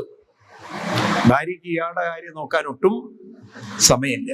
ഫേസ്ബുക്കിൽ സമയമുണ്ട്, വാട്സാപ്പിൽ സമയമുണ്ട്, ഭർത്താവിന്റെ കാര്യത്തിൽ അയാളുടെ കയ്യിലിരിപ്പ് അങ്ങനെയാന്ന് വെച്ചോളൂ. അയാളും അത്രയും യോഗ്യനുള്ളൂ. ഭാര്യയ്ക്ക് അത്ര താല്പര്യമില്ല ആളോട്, ഭാര്യയുടെ വഴിക്കാണ്. ഇനി മൂന്നാമത്തതാണെങ്കിലോ ദേഹം പരാധീന, എവിടെ തൊട്ടാലും വേദനയാണ്. ഒരു ഭാഗവും വേദന ഇല്ലാത്തതില്ല, എന്നും അസുഖങ്ങളും പ്രശ്നങ്ങളും ബുദ്ധിമുട്ട്. ഇനി മക്കളാണെങ്കിലോ അസത്പ്രജ, അത് അതിലേറെ അസത്തുക്കള് എന്ന് വെച്ചാൽ അവരെ കൊണ്ടും ഒരു ഉപകാരം ഇല്ല. നല്ല ജീവിതമല്ലേ? ഒരു വരുമാനമുള്ള പശുവിന്റെ കറവ് നിന്നു, ഭാര്യ പറഞ്ഞാൽ ഉണ്ടാക്കില്ല, ഭാര്യയ്ക്കും കൂടെ ഭക്ഷണം ഉണ്ടാക്കി കൊടുക്കണം ഇയാള്, മക്കളും പറഞ്ഞ അനുസരിക്കില്ല, എന്നും ശരീരത്തിന് ഓരോരോ അസുഖങ്ങളും. ഇനി വിത്തം കുറച്ച് സ്വത്തുള്ളതോ അത് കേസും കൂട്ടത്തിലും പെട്ടിരിക്കുക, അതും അനുഭവിക്കാനുള്ളൊരു യോഗില്ല, എന്നും കേസും കൂട്ടും ബഹളമായിട്ട്. ഇങ്ങനെയുള്ള ഒരാൾക്ക് ജീവിതത്തിൽ സുഖം ഉണ്ടാവുമോ? സുഖം ഉണ്ടാവുമോ? ആർക്കും സുഖം ഉണ്ടാവും. പക്ഷെ ഇവിടെ ഇതൊക്കെ ഈ ദുരിതങ്ങൾ ഉണ്ടെങ്കിലും ഈ മനുഷ്യനുണ്ടല്ലോ, അദ്ദേഹത്തിന്റെ വാചം വേണ്ടാത്തത് ഹീനം, വേണ്ടാത്തത് ചിന്തിക്കാതെ മയാ എന്നിൽ അർപ്പിച്ചിരിക്കുകയാണ്. അതായത് ബാക്കി എന്തു ദുരിതങ്ങള് അദ്ദേഹത്തിനെ വേദനിപ്പിച്ചാലും അതിലൊന്നും മനസ്സ് വെക്കാതെ ആരിൽ വെച്ചിരിക്കുന്നു? ഇത് എളുപ്പാണോ? അങ്ങനെ ഒരാൾക്ക് സാധിച്ചിട്ടുണ്ടെങ്കിൽ ദുഃഖി എന്നാണ് ഭഗവാൻ പറയുന്നത്. എന്താ അതിന്റെ അർത്ഥം എന്ന് എനിക്ക് ആദ്യം മനസ്സിലായില്ല. പിന്നെയാണ് അത് വായിച്ച പിടികിട്ടിയത്. ഒരു മഹാത്മാവ് പറഞ്ഞു തന്നത് ദുഃഖി എന്ന് പറഞ്ഞാൽ ഒരു ദുഃഖത്തിൽ നിന്നും മറ്റൊരു ദുഃഖം എന്നാണ് പൊതുവെ അർത്ഥമെടുക്കുക. പക്ഷെ ഇവിടെ ഭഗവാനിൽ മനസ്സർപ്പിച്ച ഒരാള് ദുഃഖിയാണെന്ന് പറഞ്ഞാൽ ഇയാളുടെ ദുഃഖങ്ങൾക്കൊരു ദുഃഖം, ഇത്രയൊക്കെ ദുഃഖം കൊടുത്തിട്ട് ദുഃഖിക്കുന്നില്ലല്ലോ എന്ന്. നമ്മളല്ലേ ദുഃഖിക്കുക? ഇയാളുടെ ദുഃഖങ്ങളാണ് ദുഃഖിക്കുന്നത്. ഇത്രയൊക്കെ ദുഃഖം കൊടുത്തിട്ടും ഈ മനുഷ്യനെ എനിക്ക് ദുഃഖിപ്പിക്കാൻ ചില കുട്ടികളിൽ ഇക്കിളിയാവാത്ത ഒരു തരത്തിലും ഇക്കിളിയാവില്ല, മസിൽ പിടിച്ച് നിൽക്കുന്നത് അല്ലേ? കണ്ടില്ലേ ചില കുട്ടികള്? ഒന്ന് നിങ്ങൾ നോക്കൂ, ഒന്ന് ഇക്കിളിയാക്കി നോക്കൂ, ഇക്കിളിയാവില്ല. ഈ തരത്തിൽ ബലം പിടിക്കുന്ന പോലെ ദുഃഖങ്ങൾ ദുഃഖിക്കുകയാണ്. ഞാൻ ഇത്രയൊക്കെ ദുഃഖം കൊടുത്തിട്ട് ഇക്കിളിയാക്കിയിട്ടും ഈ മനുഷ്യന് ഒരു കുലുക്കുല്ല. അങ്ങനെയുള്ളവരാവാൻ ആഗ്രഹമുണ്ടോ?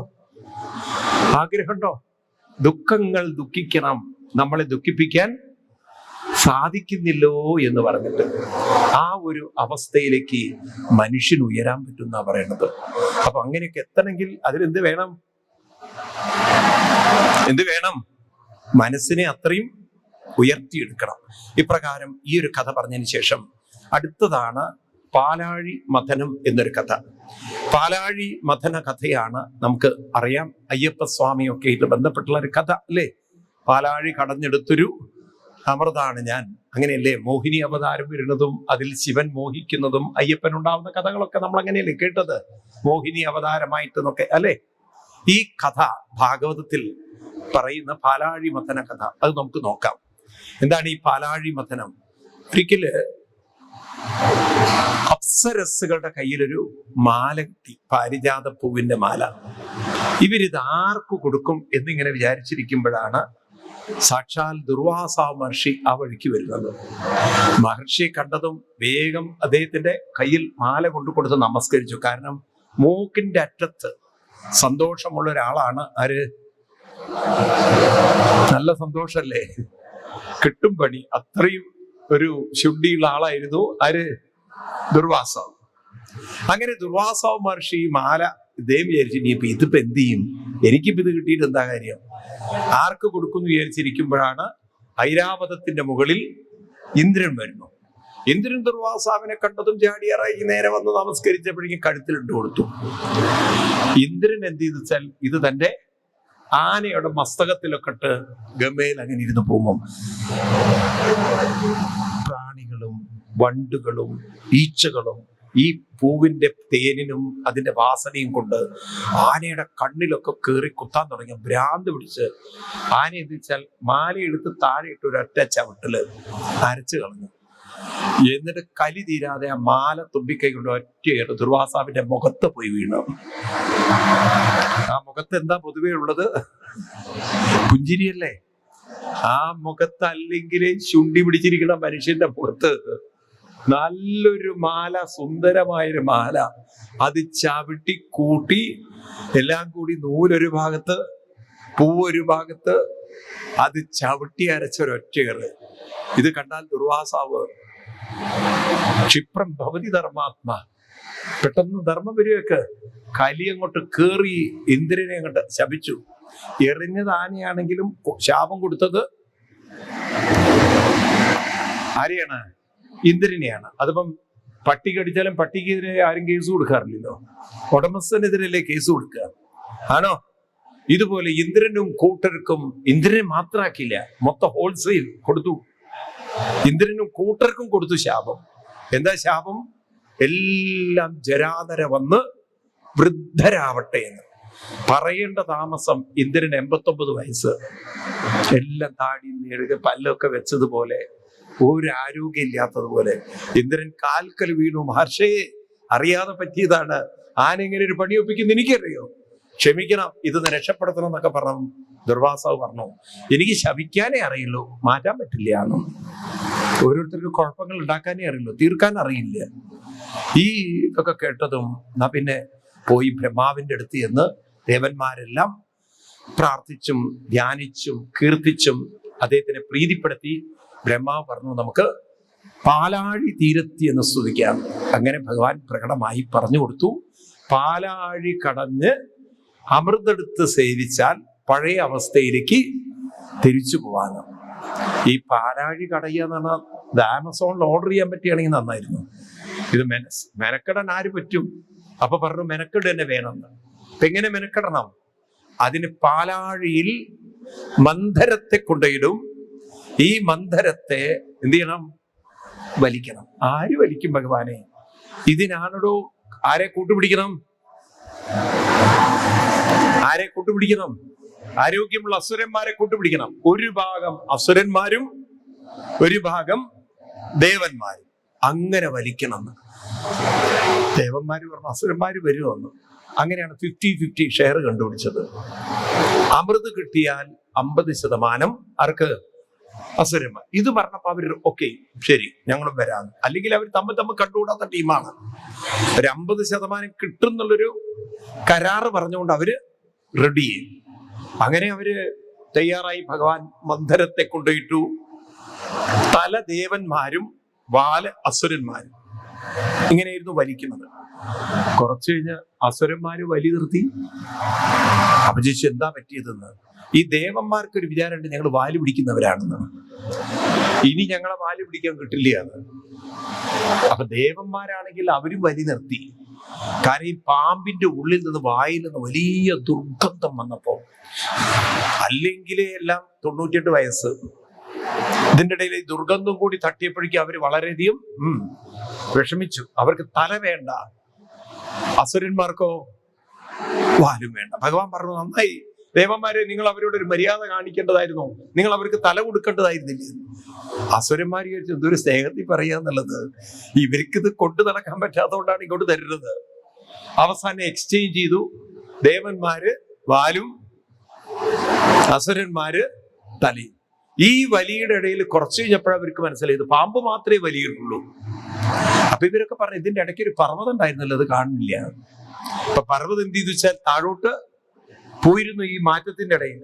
പിന്നെ ഭഗവാൻ കൂർമ്മമായി ഇതിനെ പൊക്കിയെടുത്തിട്ട് അങ്ങനെ വലിച്ച് അതിൽ നിന്നിതാ ഇളകി ഇളകി ഇളകി വരുന്നു ആദ്യത്തെ സാധനം. അതാണ് കാളകൂട വിഷം. ഇതാരെങ്കിലും സേവിച്ചിട്ടില്ലെങ്കിൽ, ആരെങ്കിലും ഇത് കഴിച്ചിട്ട് ഈ ഭൂമി തന്നെ നശിച്ചു പോകുന്നു. അതുകൊണ്ടാണല്ലോ വൈകുന്നേരം കൃത്യമായി പലരും സേവിക്കുന്നത്. ആളുകൾ ഈ ഭൂമി നിലനിർത്തുന്നതേ അവരുള്ളത് കൊണ്ടാണ്. ഈ സർക്കാർ ഉദ്യോഗസ്ഥന്മാരൊക്കെ കടപ്പെട്ടിരിക്കുന്ന ആരോടാ അറിയോ? കള്ളുകൂടിയന്മാരോടാ. കാരണം കൃത്യം കുടിക്കുന്നതുകൊണ്ടാണ് മാസം വരുമാനം വാങ്ങിക്കാൻ പറ്റുന്നത്, അല്ലേ? ഏറ്റവും വലിയ റവന്യൂ കള്ളിൽ നിന്നാണ്. ഒരു നാടിന്റെ ഒരു ഗതികേട് നോക്കൂ നിങ്ങൾ. കള്ളുകുടിയന്മാരുടെ പൈസ കൊണ്ട് ഒരുത്തനെ നശിപ്പിച്ചിട്ട് വേറൊരുത്തൻ, നമ്മൾ പറയില്ലേ, ഒന്ന് കെട്ട് വേറൊന്നിന് വളമാകുക എന്ന് പറഞ്ഞ പോലെയല്ലേ ഇപ്പൊ നടക്കുന്നത് കേരളം? ആണോ? പറയൂ. എന്തൊരു കഷ്ടത്തിലാണ്. ഈ ഗവൺമെന്റിനൊക്കെ ഒരു ബുദ്ധി എന്നാ വരികയെന്ന് എനിക്കറിയില്ല. പൈസ ഉണ്ടാക്കാൻ എന്തൊക്കെ വഴിയുണ്ട്. കള്ള് വിറ്റിട്ട് തന്നെ വേണോ പൈസ ഉണ്ടാക്കല്? ഇപ്പോഴത്തെ പുതിയതൊന്ന് തുടങ്ങുന്നു, പാലക്കാട് കള്ളിന്റെ കേന്ദ്രം. കള്ളല്ലാതെ ഒന്നും ഇവരുടെ തലയിലില്ലേ?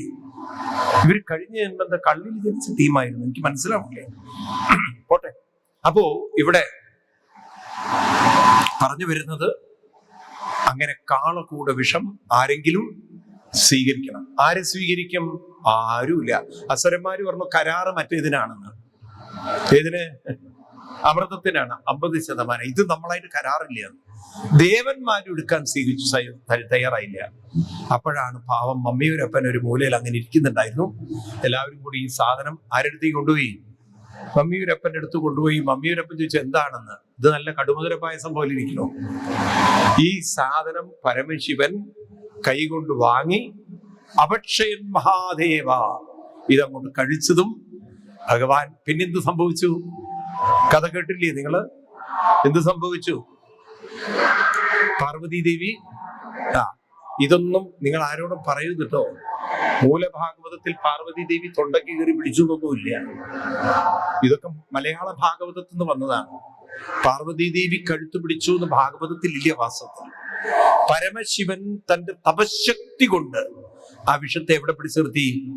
കഴുത്തിൽ പിടിച്ചു നിർത്തി. നോക്കൂ നിങ്ങള്, ഭാഗവതത്തിൽ പറയുന്നത്, സർവഭൂതങ്ങളോടും ദയയുള്ള ഭഗവാൻ തന്റെ തപശക്തി കൊണ്ട് ആ കാളകൂട വിഷത്തെ കഴുത്തിൽ അവിടെ പിടിച്ചു നിർത്തി.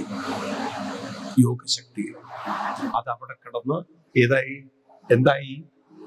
നീല നിറത്തെ എടുത്ത് ഭഗവാന് പേര് തന്നെ നീലകണ്ഠനായി.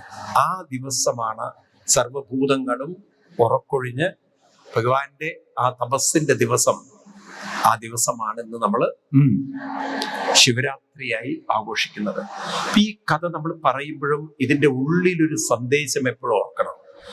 കാളകൂട വിഷം ശിവൻ സ്വീകരിച്ചു, പക്ഷെ അത് ശിവനെ ഒരിക്കലും നശിപ്പിച്ചില്ല. ശിവൻ അതിനെ പിടിച്ചു നിർത്തേണ്ടടുത്ത് പിടിച്ചു നിർത്തി.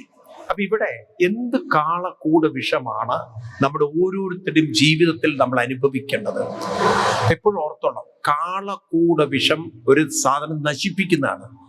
മനുഷ്യനെ നശിപ്പിക്കുന്ന ഏറ്റവും വലിയ കാളകൂട വിഷമാണ് നമ്മൾ മനസ്സിലാക്കേണ്ടത് അലസതയാണ്. എന്താണ്? അലസതയാണ് ഒരു മനുഷ്യന്റെ ഏറ്റവും വലിയ ശത്രു. ആലസ്യമേവ പരാജയം. അലസതയാണ് പരാജയം. അപ്പൊ എന്ത് വേണം? ഈ വിഷത്തെ തലയിൽ നിങ്ങളുടെ ഇറക്കണം. വിഷം എവിടെയാ ഇരിക്കുന്നത്? ഇപ്പം എവിടെ ഇരിക്കുന്നത്?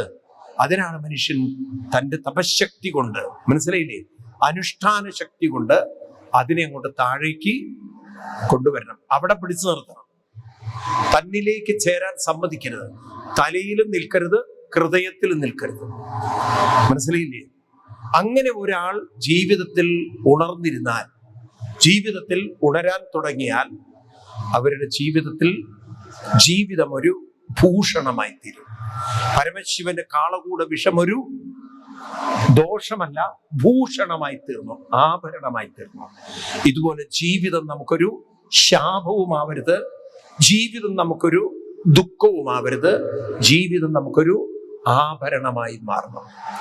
ആഭരണമായി മാറണമെങ്കിൽ നമ്മളിലുള്ള തമോ ഗുണത്തെ, അലസതയെ നമുക്ക് ജയിക്കാൻ സാധിക്കണം. അതുകൊണ്ടാണ് നമ്മുടെ ജീവിതം ഒരു കൃത്യനിഷ്ഠയും അനുഷ്ഠാനവും ഉള്ളതാക്കി കൊണ്ട് നടക്കണം. എല്ലാവരുടെ ജീവിതത്തിൽ അങ്ങനെ കൊണ്ടു നടന്നു നോക്കൂ. ഒരു 5 മണിക്ക് അങ്ങോട്ട് അല്ലെ എണീക്കുക, അല്ലെ 4-4:30 എണീക്കാണ് ഉത്തമം. അത് കഴിഞ്ഞാൽ രാത്രി ഒരു 10 മണിയാകുമ്പോഴേക്കും എല്ലാം ക്ലോസ് ചെയ്തു. അതുവരെ ജീവിതം അങ്ങനെ നല്ല കാര്യങ്ങളിൽ മുഴുകി ജീവിച്ചാൽ സമയം കടന്നു പോകുന്നത് പറയൂ അറിയില്ല. വയ്യാതെയായാൽ ഇരുന്നും ജപിക്കാലോ, അതിൽ ആനന്ദം കണ്ടെത്താം. അപ്പൊ അങ്ങനെ ജപവും ധ്യാനവും പാരായണവും ഒക്കെയായിട്ട് ലൈഫിനെ അങ്ങനെ കൊണ്ടുപോയാൽ അവസാനം വരെ വലിയൊരു വിഷമമില്ലാതെ ജീവിതത്തെ കൊണ്ടുപോകാം. കാരണം നിങ്ങളുടെ സകല അലസതയിലാണ് അവശ്യതയിരിക്കുന്നത്. അലസതയില്ലെങ്കിൽ അവശ്യതയില്ല. ഓർത്തോളൂ, അലസന്മാര് മാത്രമേ അവശ്യമായി തീരുള്ളൂ. അലസതയും അവശ്യതയും ഉണ്ടെങ്കിൽ അവിടെ അസ്വസ്ഥതയും ഉണ്ട്. ജീവിതത്തിൽ എന്നും അവർക്ക് സൗഖ്യമുണ്ടാവില്ല. അസ്വസ്ഥമായ മനസ്സിൽ എന്ത് സുഖം കിട്ടാനാണ്? അതുകൊണ്ട് അലസമാവാനും അവശ്യമാവാനും അസ്വസ്ഥമായി ജീവിക്കാനും മനസ്സിനെ ഒരിക്കലും അവർക്ക് പറയൂ സമ്മതിക്കരുത്. ഗീതയില് 3-ാം അധ്യായത്തില് 5-ാം ശ്ലോകത്തിൽ കൃഷ്ണൻ പറയും, ഈ ജീവിതത്തിൽ ഏറ്റവും വലിയ കാളകൂടം ഏതാണ്? അവിടെ പറയും കൃഷ്ണൻ, നഹി കശ്ചിക്ഷണമഭി അകർമ്മകൃത തിഷ്ഠതി കാര്യദേഹി അവശകർമ്മ സർവ പ്രകൃതി ജൈർഗുണേ. ജീവിതത്തിൽ ഏറ്റവും വലിയ ശത്രു എന്ന് പറയുന്നത് അലസതയാണ്. ഈ അലസതയാണ് നമ്മളെ അവശ്യമാക്കി തീർക്കുന്നത്. കാര്യദേഹി അവശകർമ്മ. നിങ്ങൾ നോക്കൂ, നഹി കശ്ചിത്, നഹി എന്ന് പറഞ്ഞാൽ നെവർ, കശ്ചിത് എന്ന് പറഞ്ഞാൽ അല്പം, ക്ഷണമഭി ഒരു ക്ഷണനേരത്തേക്ക് പോലും, അകർമ്മകൃത് കർമ്മം ചെയ്യാതെ അലസമായി ഇരിക്കരുത്. നതിഷ്ഠതി കാര്യദേഹി അവശ്യ. അലസമായിരുന്നാൽ നിങ്ങളെ അത് എന്ത് ചെയ്യും? അവശ്യമാക്കും. അത് നിങ്ങളുടെ ജീവിതത്തെ അസ്വസ്ഥമാക്കും. നിങ്ങളുടെ ജീവിതം തകർക്കും. മനസ്സിലായില്ലേ? എന്നാൽ എപ്പോഴും എന്തെങ്കിലും ഒരു എൻഗേജ്മെന്റ് ഉണ്ടെങ്കിൽ, മനസ്സ് ഒക്യുപ്പൈഡ് ആയാൽ സമയം കടന്നു പോകുന്നത് ഉറക്കെ പറയൂ അറിയില്ല. മനസ്സിലാവുണ്ട് നിങ്ങൾക്ക്? ഇന്ന് നോക്കൂ, ഇപ്പൊ ഇവിടെയൊക്കെ കാണും, ഗുരുവായൂരിലൊക്കെ രാവിലെ നിങ്ങൾക്ക് കാണാം 2-2:30 ആകുമ്പോഴേക്കും ആൾക്കാർ ദീപം, എനിക്ക് വാഗച്ചാർത്ത് തൊടണം, എനിക്ക് രാവിലെ ഭഗവാനെ എന്താണ് ഏത് ദർശനം വേണം? നിർമാല്യ ദർശനം. എന്നിട്ടൊരു രാവിലെയൊക്കെ തൊഴുത് റൂമിലെത്തിയാൽ, ഇവിടെ റൂമൊക്കെ എടുത്ത് താമസിക്കുന്നവരാണ്, ആ റൂമിലെത്തിക്കഴിഞ്ഞാൽ പിന്നെ സമാധി കേശവ, ആ ഒരൊറ്റ തൊഴുന്നതിന്റെ ക്ഷീണം വൈകുന്നേരം 4 മണി വരെ ഒറ്റ തീർക്കലാണ്. കാരണം ഇതൊരുവിധം ലോഡ്ജിലൊക്കെ നടക്കുന്ന കാര്യങ്ങളാണ്. ആണോ? ഭഗവാൻ പറയും, എന്തിനാ മഹാദ്രോഹി രാവിലെ വന്നത് എന്നുള്ളത്? പകല് മുഴുവൻ കിടന്നുറങ്ങാൻ നീ എൻ്റെ അടുത്ത് എന്തിനാ വന്നിരിക്കണത്? ആ കൃഷ്ണനാ പറയുന്നത്, ഒരു നേരത്തേക്ക് പോലും വെറുതെ ഇരുന്ന് അലസമായി ജീവിതം തീർക്കരുതെന്ന്. മനസ്സിലായില്ലേ? നന്നായി ഭഗവാൻ ആ ജീവനോടുകൂടിയ രൂപത്തിൽ അവിടെ ഇരിക്കുന്നത്. കാരണം പലർക്കും 2 എണ്ണം കിട്ടുമായിരുന്നു, പോയി പണിയെടുക്കടാ വല്ലതെന്ന് പറയും. മനസ്സിലായില്ലേ? ഈ രൂപത്തിൽ അലസമായി ജീവിച്ചിട്ട് നിങ്ങൾക്ക് തോന്നുന്നുണ്ടോ പ്രാർത്ഥിച്ചാൽ കൃഷ്ണൻ നേരെയാക്കി തരുന്നു? കൃഷ്ണൻ പറഞ്ഞതനുസരിക്കല്ലേ വേണ്ടത്? ആണോ? എന്താ ഒന്നും മിണ്ടാത്തത്? ആണോ അല്ലയോ? അച്ഛൻ മരിക്കാൻ നേരത്ത് അദ്ദേഹത്തിന്റെ മക്കളോട് പറഞ്ഞു, എടാ, ഞാൻ നിങ്ങൾക്ക് വേണ്ടിയുള്ള സകല നിധികളും ആ വയലിൽ കുഴിച്ചിട്ടുണ്ടെന്ന്. കാരണം നിങ്ങളുടെ കയ്യിൽ തരാൻ എനിക്കൊരു ധൈര്യമില്ലാന്ന്. മക്കൾ കാത്തിരിക്കുന്നത് പോയി കിട്ടിയാൽ മതിയെന്ന്. മക്കള് അച്ഛൻ മരിച്ചതും പിക്കാസും കൈക്കോട്ടെടുത്ത് കണക്കലോണ്ട് കണക്കല്. അതിന്നൊരു കുടം കിട്ടിയപ്പോ അച്ഛൻ കുഴിച്ചിട്ട നിധി, അതൊക്കെ കൂടെ തുറന്നു നോക്കുമ്പോ അതിൽ എഴുതിയിരിക്കുകയാണ്, കളച്ച സ്ഥിതിക്ക് വല്ല വിത്തും പാകിക്കൊള്ളൂന്ന്. ഇത് തന്നെയാണ് വലിയ നിധി. ഞാൻ പറയണം, അച്ഛൻ എഴുതി വെച്ചിരിക്കേണ്ട ഒരു കുടത്തിന്റെ അകത്ത് ഇനി വല്ലതും വിത്ത് പാകിക്കോളൂ, ഇത് തന്നെയാണ് വലിയ നിധി എന്ന് പറഞ്ഞാൽ എന്തായിരിക്കും? നിങ്ങളൊക്കെ അങ്ങനെ ചെയ്യാവൂ? ഈ രീതിയിൽ അലസമായി ജീവിക്കുന്നവന് പിന്നെ എന്ത് നേടാൻ പറ്റും? മനസ്സിലായില്ലേ? ഊർജത്തിൽ ജീവിക്കുക. അതാണ് ഗീതയിലെ 10-ാം അധ്യായത്തില് 44-ാം ശ്ലോകത്തിൽ കൃഷ്ണൻ പറയും, ഏതദ് വിഭൂതിമസത്വം ശ്രീമദൂർജിതമേവ ച തത്തദേവാവഗച്ഛത്വം മമ തേജോംശ സംഭവാന. ഊർജിതമേവ ച, ഒരു ജീവിതമുള്ളയോ അത് ഊർജത്തിൽ ജീവിക്കുന്ന. മമ തേജോംശ സംഭവ, നിങ്ങൾ എൻ്റെ തേജസ്സാണ്, നിങ്ങളിൽ എൻ്റെ തേജസ് നിറഞ്ഞിരിക്കുകയാണ്, അതിനെ ഉണർത്തുന്നതാണ്. ശ്രീമദ് ഊർജിതമേവ ച തത്തദേവാവഗച്ഛത്വം മമ തേജോംശ സംഭവ. കിട്ടിയ ശ്ലോകം 10-ാം അധ്യായത്തിൽ 41 ഗീതയിൽ 41 ഏതദ് വിഭൂതിമസത്വം ശ്രീമദ് ഊർജിതമേവ ച തത്തദേവാവഗച്ഛത്വം മമ തേജോംശ സംഭവ. നിങ്ങൾ ഓരോരുത്തരും എൻ്റെ തേജസ്സാണ്, നിങ്ങളിൽ ഓരോരുത്തരിലും എൻ്റെ ചൈതന്യം നിറച്ച് ഞാൻ വെച്ചിട്ടുണ്ട്. അതിനെന്ത് ചെയ്യണം? അരണി കടയുന്നത് പോലെ ഒന്ന് ഉണർത്തിയെടുക്കണം. എപ്രകാരമാണോ പാലിൽ വെണ്ണ ഇരിക്കുന്നത് കടയണം. അങ്ങനെ ഇവിടെ പാലാഴി കടഞ്ഞാദ്യം കാളകൂടം വന്നു, പിന്നെയും കടയൽ തുടങ്ങി. അതിൽ നിന്നാണ് ഓരോന്ന് വരുന്നത്. ലക്ഷ്മി ദേവി വന്നു, മഹാലക്ഷ്മിയാണത് കണ്ടപ്പോഴേക്കും എല്ലാവരും അത് നമുക്ക് വേണം തലയുണ്ടാൻ തുടങ്ങി. കാളകൂട വിഷം കഴിച്ച ശിവനും ചെറിയൊരു മോഹം വെക്കാനില്ല. എന്നാൽ മഹാലക്ഷ്മി ചെന്ന് ഗുരുവായൂരപ്പന്റെ കഴുത്തിൽ മാലയിട്ടിട്ട് പറഞ്ഞു, ഞാൻ ഇവിടെ കൂടിക്കോളാം എന്ന്. അങ്ങനെ ഭഗവാന്റെ ഭക്തിയായി ആര് മാറി? മഹാലക്ഷ്മി. അതുകൊണ്ട് എപ്പോഴും ഓർത്തോളേ, ഈ പലപ്പോഴും പലർക്കും അറിയില്ലത്, ഈ ലക്ഷ്മിയുടെ പിന്നാലെ പോകുന്നവർക്കൊക്കെ പ്രശ്നമാണ്. അതെന്താണ്? നിങ്ങൾ നോക്കൂ, വല്ലാതെ പൈസ ഉണ്ടാക്കപ്പോ കണ്ടില്ലേ, പാതി വിലയ്ക്ക് സ്കൂട്ടർ, ഇപ്പൊ മൊത്തം വീടി നിറഞ്ഞിരിക്കുകയാണ്.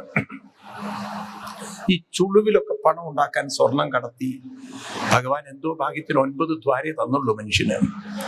അല്ലെങ്കിൽ ഏതൊക്കെ ദ്വാരം കൂടി ഉണ്ടായിരുന്നെങ്കിൽ കൊണ്ടുവരുന്നു എന്ന് ആലോചിച്ച് നോക്കൂ മനുഷ്യന്റെ അവസ്ഥ അല്ലേ. സ്വർണം കടത്താൻ ഇങ്ങനെ പല രീതിയിലും പണമൊക്കെ ഉണ്ടാക്കി പല തട്ടിപ്പും വെട്ടിപ്പും എത്ര കാലം. അവസാനം കടിച്ചതുമില്ല പിടിച്ചതുമില്ല. ഉണ്ടോ? ഒക്കെ കയ്യിൽ നിന്ന് പോയി. നിങ്ങൾ നോക്കൂ, നിങ്ങൾ ശബരിമല ക്ഷേത്രം സ്വർണം പൂശിയത് വിജയമല്യാണ്. ഇന്ന് ഇന്ത്യയിലേക്ക് കാല് വെക്കാൻ പറ്റാത്ത അവസ്ഥയിലാണ് മനുഷ്യൻ. ആണോ? അറിയോ നിങ്ങൾക്ക്? വിജയമല്യാണ് ആ സ്വർണം പൂശിയത് ശബരിമല ആ ശ്രീകോവില്. എന്തിനു പറ്റിപ്പോ ഇപ്പൊ എന്ത് പറഞ്ഞാൽ, ഇപ്പൊ മനുഷ്യൻ കുറെ പണമുള്ളത് കൊണ്ട് എല്ലാമായി എന്ന് വിചാരിച്ചു പണത്തിന്റെ പിന്നാലെ ഒരു ഓട്ടം, കുറുക്കു വഴിയിലൂടെ പണം ഉണ്ടാക്കി നോക്കി. പക്ഷെ ജീവിതം എത്തില്ല. അതെന്താ കാരണം വെച്ചാൽ, ഈ ലക്ഷ്മി ഭഗവാന്റെ ഭാര്യയാണ്. ലക്ഷ്മി, നിങ്ങൾ ഭഗവാന്റെ പിന്നാലെ പോയാൽ ഭഗവാനെയും കിട്ടും ലക്ഷ്മിയും കിട്ടും. ലക്ഷ്മിയുടെ പിന്നാലെ പോയാൽ ഭഗവാൻ കല്ലെറിയും.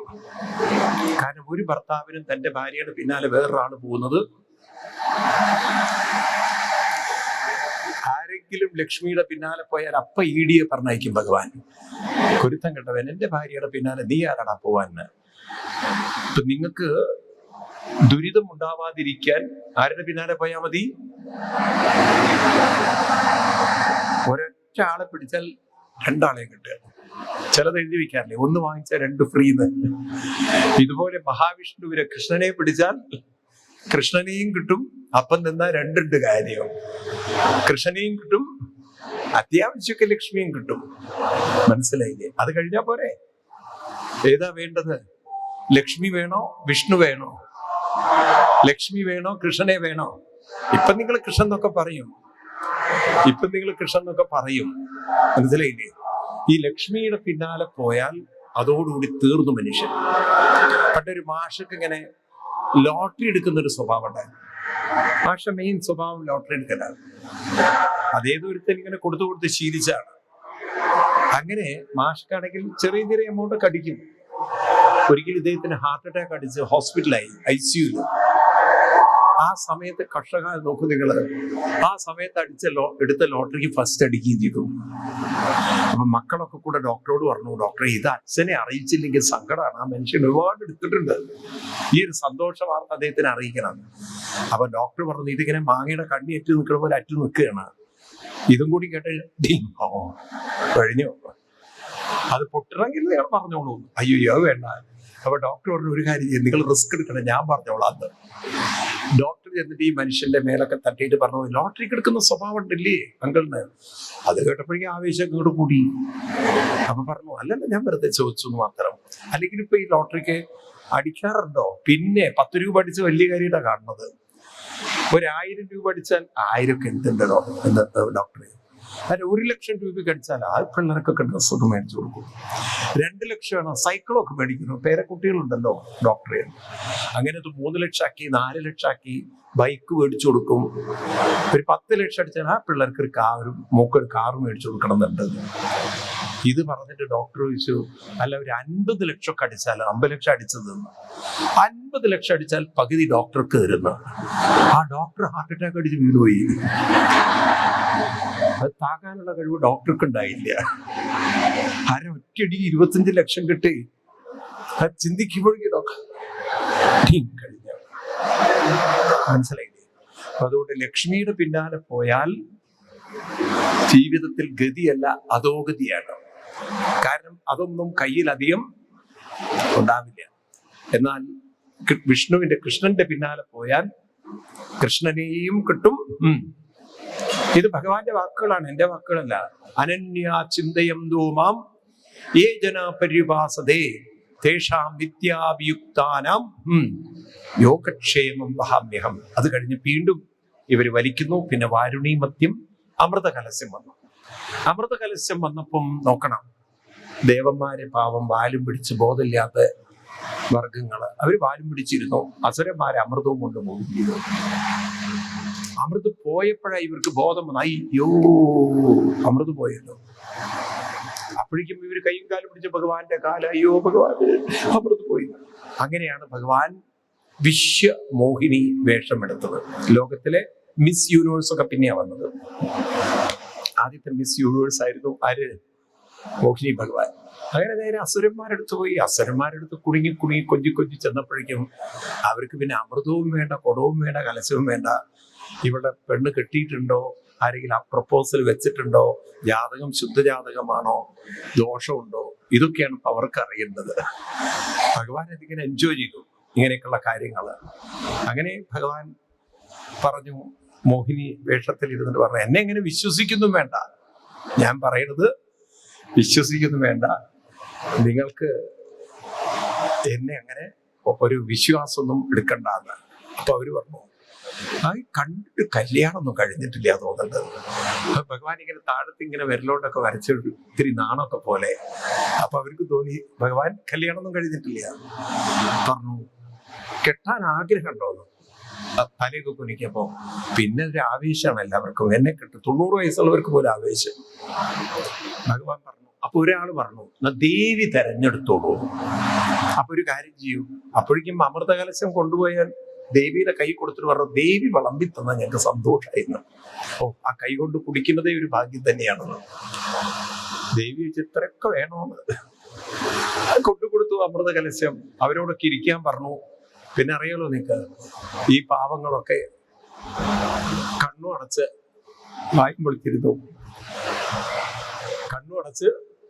വായും പൊളിച്ചിരുന്നു. അതിനിടയ്ക്ക് ഭഗവാൻ പറഞ്ഞിട്ടുണ്ട്, കണ്ണു തുറക്കരുതെന്ന്. തുറന്നാ പിന്നെ കെട്ടില്ല എന്ന്. കണ്ണു തുറക്കാതെ പിടിച്ചിരിക്കുന്നവരെ ഇവർക്ക് അമൃത് കിട്ടിയില്ലേയും വേണ്ടിയില്ല, അരമതി മോഹിനിയെ കിട്ടിയാൽ മതി എന്നുള്ള ആവേശത്തിൽ മുറുകി പിടിച്ചിരിക്കുകയാണ്. എങ്ങനെയെങ്കിലുമൊക്കെ കണ്ണ് തുറന്നു പോകുന്നു പേടിച്ചിട്ട്. അതിൻ്റെ ഇടയ്ക്ക് ഭഗവാൻ മറ്റവർക്ക് കണ്ണിട്ട് കാണിച്ചു, വേഗം വന്നിരിക്കുന്നു. ദേവന്മാര് വന്നിരുന്നു. ആ ദേവന്മാരുടെ വായിൽ അമൃതം കൊണ്ട് വിളമ്പി. അപ്പോഴാണ് ഒരസുരൻ, എനിക്ക് തോന്നുന്നു ഗുരുവായൂരുകാരനായിരിക്കണം, അവന് മനസ്സിലായി ഇതിലെന്തോ ഒരു തരികടയുണ്ട് എന്ന്. ഇതിലെന്തോ ഒരു തരികട. നോക്കും എന്താണ്, ദേവന്മാരൊക്കെ അമൃത സുഭിക്ഷമായിട്ട് കഴിക്കണോ, പാവങ്ങൾ എല്ലാം വായും പൊളിച്ച് മേലോട്ട് നോക്കിയിരിക്കുന്നു. അപ്പൊ അവന് മനസ്സിലായി ഇത് നമ്മളെ പറ്റിച്ചതാണ്. വേഗം അവനൊരു ദേവരൂപമൊക്കെ എടുത്ത് സൂര്യചന്ദ്രന്മാരുടെ ഇത്തിരി സ്പേസ് ഉണ്ടായിരുന്നു, അവിടെ ചെന്നിരുന്നു. ഇവന്റെ വായിൽ അമൃത് ഒഴിച്ചപ്പോഴേക്കും കഴുത്തുവരെ അമൃത് എത്തിയപ്പോഴേക്കും സൂര്യദേവനും ചന്ദ്രദേവനും പറ്റിച്ചു. ഇവൻ അസുരനാണ്. ഒരിക്കലും പോവാൻ സുദർശന ചക്രം കൊണ്ട് മൂർച്ച. പക്ഷെ അമൃതം തട്ടിയതുകൊണ്ട് ഇവന്റെ തലയ്ക്ക് നാശമില്ല. ഇവൻ തന്നെ കാണിച്ചു കൊടുത്ത ദേഷ്യത്തിന് സൂര്യനെ വിഴുങ്ങും, ചന്ദ്രനെ വിഴുങ്ങും. ഈ ചന്ദ്രന്റെയും സൂര്യന്റെയും ഒക്കെ വിഴുങ്ങലാണ് സൂര്യഗ്രഹണവും ചന്ദ്രൻ. ഇവനാണ് രാഹുവും കേതുവും ഒക്കെ. അപ്പൊ നോക്കൂ, എത്ര മനോഹരമായിട്ടാണ് വ്യാസഭഗവാൻ ഒരു പ്രകൃതിയുടെ അത്ഭുതത്തെ കഥാരൂപത്തിലൂടെ അവതരിപ്പിച്ചിരിക്കുന്നത്. മനസ്സിലായില്ലേ? അങ്ങനെ ഈ അമൃത് ദേവന്മാർക്ക് കിട്ടുന്ന കഥയാണ് പാലാഴി. ഇതൊരു വലിയ ഒരു സന്ദേശത്തിന്റെ കഥയാണ്. അതായത് അമൃതം ഉണ്ട്, എല്ലാവരിലും ഉണ്ട്. പാലാഴി നിങ്ങളൊക്കെ തന്നെയാണ്. നിങ്ങളിൽ ഒരു പാലാഴിയുണ്ട്. നിങ്ങളിൽ തന്നെയാണ് അലസതയുടെ കാളകൂടം. ഈ കാളകൂടം പുറത്തേക്ക് കളയാതെ അമൃത് കിട്ടുന്ന പ്രശ്നമില്ല. അതിനെന്ത് വേണം? കടയണം. എങ്ങനെയാ കടയേണ്ടത്? സാധന ചെയ്യണം, ജപിക്കണം. ജപിച്ച് ജപിച്ച് ജപിച്ച് ജപിച്ച് ഉള്ളിലുള്ള കാളകൂടത്തെ പുറത്തെടുത്ത്, അതാണ് ശിവരാത്രി. ഉറക്കൊഴിയ ശിവനിലേക്ക് ഉണരുന്ന രാത്രിയാണ് ശിവരാത്രി. ശിവത്വത്തിലേക്ക് മനസ്സിനെ ഉയർത്തുന്ന രാത്രി. അപ്പൊ സാധന ചെയ്താൽ ഈ വിഷമൊക്കെ ഉള്ളിൽ നിന്നും പുറത്തു വന്ന് ഭൂഷണമായി അവസാനം കടഞ്ഞ് കടഞ്ഞ് കടഞ്ഞ് കടഞ്ഞ് കടഞ്ഞ് അമൃതത്വായ കൽപ്പതേ. ഏത് കിട്ടും? എവിടെ എന്ത് കിട്ടും? ഇപ്പൊ നിങ്ങളൊന്ന് ആലോചിക്കൂ. നിങ്ങളിലൊക്കെ അമൃതം വെച്ചിട്ടാണ് ഇങ്ങോട്ട് അടിച്ചു വിട്ടിരിക്കുന്നത്. എല്ലാവരുടെ ഉള്ളിലും അമൃതം പാക്ക് ചെയ്തിട്ട് അടിച്ചിരിക്കുകയാണ്. ആലോചിച്ച് നോക്കൂ, നിങ്ങളുടെ ഉള്ളിൽ അമൃതമുണ്ട്, അമൃതമുണ്ട്, സീൽ ചെയ്ത് വെച്ചിരിക്കുകയാണ്. പക്ഷെ ആ അമൃതം ഒന്ന് പുറത്തെടുക്കണമെങ്കിൽ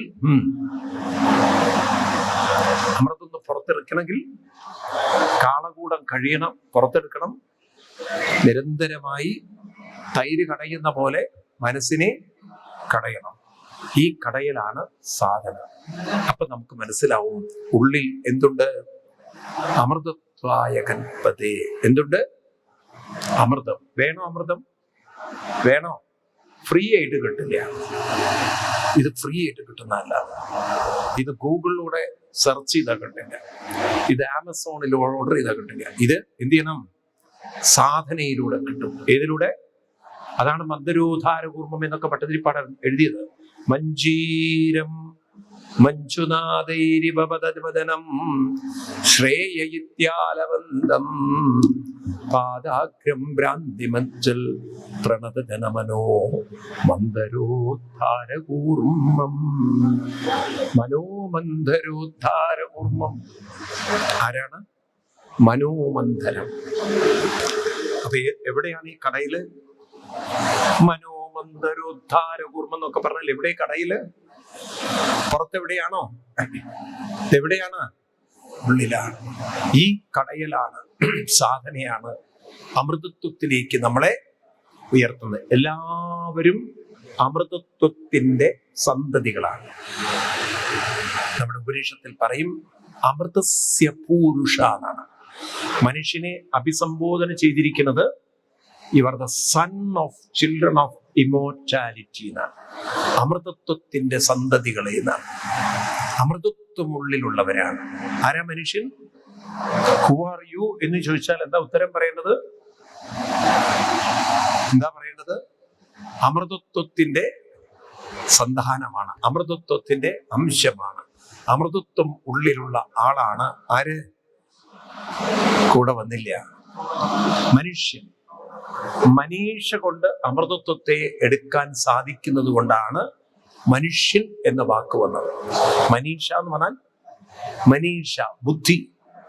മനസ്സും ബുദ്ധിയും കൊണ്ട് പ്രയത്നിച്ചാൽ അമൃതത്വത്തെ നേടിയെടുക്കാൻ സാധിക്കുന്നത് കൊണ്ടാണ് നമുക്ക് എന്ത് പേര് വന്നത്? മനുഷ്യൻ എന്ന പേര് വന്നത്. ആരാ മനുഷ്യൻ? മനസ്സിലായില്ല. മനീഷ കൊണ്ട്, ബുദ്ധിയും മനസ്സും കൊണ്ട് അമൃതത്വത്തെ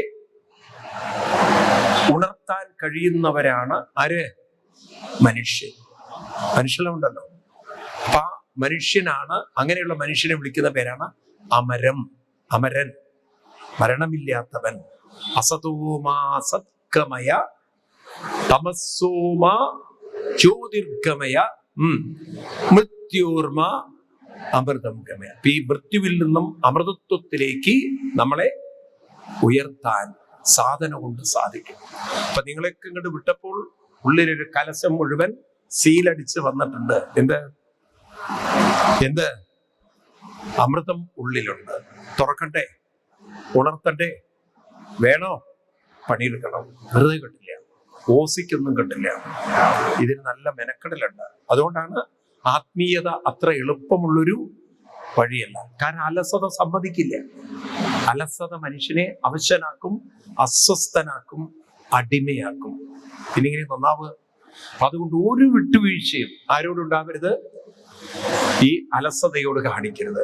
കൃത്യനിഷ്ഠ കൊണ്ട് നടന്ന് അനുഷ്ഠാനം കൊണ്ട് നടന്നാൽ മനസ്സിനെ അമൃതത്വത്തിലേക്ക് ഉയർത്താം. മനസ്സിലാവുണ്ടല്ലോ? നിങ്ങളെല്ലാം അമൃതത്വം അനുഭവിക്കാൻ യോഗ്യരാണ്, അർഹരാണ്. അതിനുള്ള എല്ലാ അനുഗ്രഹങ്ങളും ഉള്ളവരാണ്. അതുകൊണ്ട് ഒരിക്കലും ദുഃഖിച്ചും വിഷമിച്ചും സമയം ഒരിക്കലും പാഴിലാക്കി കളയരുത്. എന്തിനാ ഭൂമിയിലേക്ക് വന്നത്? അമൃതത്വത്തിലേക്ക് ഉയർത്താനാണ്. മനസ്സിലാവുണ്ടോ? ഇത് മനസ്സിലാക്കി നിങ്ങളൊന്ന് ജീവിതം കൊണ്ട് നടന്നു നോക്കൂ.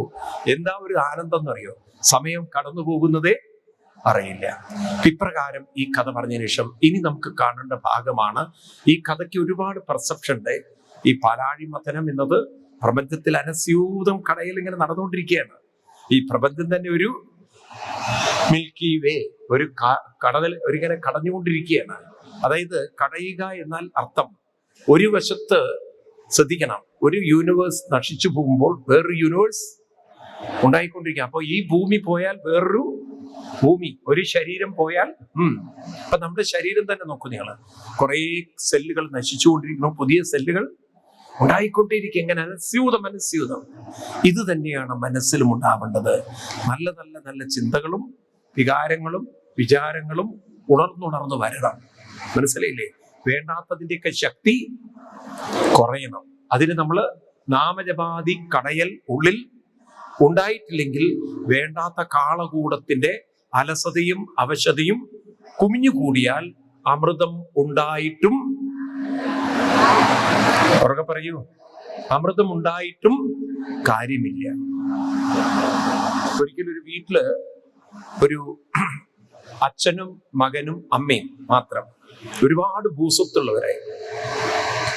അപ്പൊ ഈ കുട്ടിയുടെ അമ്മ പെട്ടെന്ന് മരിച്ചു. അമ്മയ്ക്കാണെങ്കിൽ അമ്മയുടെ സ്വത്ത് ഒരുപാടുണ്ട്. എല്ലാവർക്കും ദുഃഖമായി, എല്ലാവർക്കും. ഈ കുട്ടിക്കും ദുഃഖമായി. അത് കഴിഞ്ഞ് കാലം മുന്നോട്ട് പോയി, ഇവന്റെ അച്ഛനും മരിച്ചു. ഇവൻ ഒറ്റപ്പെട്ടു. ഇവൻ ഭയങ്കര ദുഃഖത്തിലേക്ക് പോയപ്പം ഒരാൾ വന്ന് ആശ്വസിച്ചു. നോക്കൂ, സത്യമാണ്, നഷ്ടമാണ്, കഷ്ടമാണ്, ബുദ്ധിമുട്ടാണ്. നേരത്തെ അമ്മയും പോയി, ഇപ്പം അച്ഛനൊക്കെ പോയി എന്നുള്ളത്. അപ്പം ഇവൻ പറഞ്ഞു, ഞാൻ അതിലൊന്നുമല്ല ദുഃഖിക്കുന്നത് എന്ന്. പിന്നെ എന്തിനാ ദുഃഖിക്കുന്നത്? അല്ല, എൻ്റെ അമ്മ മുത്തശ്ശി മരിച്ചപ്പോൾ അവരുടെ സ്വത്തൊക്കെ അനുഭവിക്കാൻ എൻ്റെ അമ്മയും ഞാനും മാത്രമേ ഉള്ളൂ. അപ്പൊ ആ സ്വത്തിന്റെ അനന്തരാവകാശി ആരായി? അമ്മ കഴിഞ്ഞാൽ പിന്നെ ഞാനായി. അതൊക്കെ എനിക്ക് എഴുതി വെച്ചു. അങ്ങനെയാണ് മുത്തശ്ശി പോയത്. അത് കഴിഞ്ഞ് അമ്മ മരിച്ചപ്പോ അമ്മയുടെ സ്വത്തും എനിക്ക് വന്നു. അത് കഴിഞ്ഞ് അച്ഛൻ മരിച്ചപ്പോ അച്ഛന്റെ സ്വത്തും അതെനിക്ക് വന്നു. എനിക്കിപ്പോ ആരുടെ സ്വത്ത് വരാനില്ലല്ലോ എന്നുള്ള ദുഃഖത്തിലാണ് ഞാൻ ഇരിക്കുന്നത്. നോക്കണം, എന്താ ഈ പൊട്ടറെ പറയാ? ഇത്രയൊക്കെ സ്വത്ത് ഉണ്ടായിട്ടും അത് ഉപയോഗപ്പെടുത്താനല്ല, ഇനി എനിക്ക് ആരും തരാനില്ലല്ലോ എന്ന് പറഞ്ഞ് കരയുന്നവനെ കുറിച്ച് എന്താ പറയുക? അതാണ് ജീവിതം. ഉള്ളതിന്റെ മഹത്വം ഒട്ടും അറിയുന്നില്ല. മനസ്സിലായില്ലേ? എന്തൊരു അനുഗ്രഹം വേണം. മനസ്സിലാവുണ്ടല്ലോ? ഈ ജീവിതത്തിന്റെ മഹത്വം മനസ്സിലാക്കാൻ സാധിക്കുന്നതിലപ്പുറം ഒരു സുഹൃതം വേണം. ദുർലഭം ത്രയമേവൈതത് ദൈവാനുഗ്രഹഹേതുകം മനുഷ്യത്വം മുമുക്ഷുത്വം മഹാപുരുഷ സംശ്രയ. ഭഗവാൻ അതാ പറയുന്നത്. ഇതൊരു സുഹൃതമാണ്. മറ്റേ ഭാഗവതത്തിൽ പറയും, അഹോ ഭാഗ്യം അഹോ ഭാഗ്യം നന്ദഗോപസുതം സുതം എന്മിത്രം പരമാനന്ദം പൂർണ്ണം ബ്രഹ്മസനാതനം. എന്തൊരു ഭാഗ്യമാണ് ഈ ജന്മം. ദേവന്മാർക്ക് പോലും കിട്ടാത്ത ഭാഗ്യം ഗോപകുമാരന്മാർക്കും ഗോപികമാർക്കും കിട്ടിയില്ലേ? കൃഷ്ണനെ കൂടെ ചേർത്ത് കൃഷ്ണനിലൂടെ ജന്മം സഫലമാക്കാൻ സാധിച്ചില്ലേ? ഇതുപോലെ ജന്മം സഫലമാക്കാൻ നമുക്ക് ഓരോരുത്തർക്കും സാധിക്കുക. അതല്ലേ ജീവിതം. അതിനാണ് നമ്മളിവിടെ വന്നിരിക്കുന്നത്.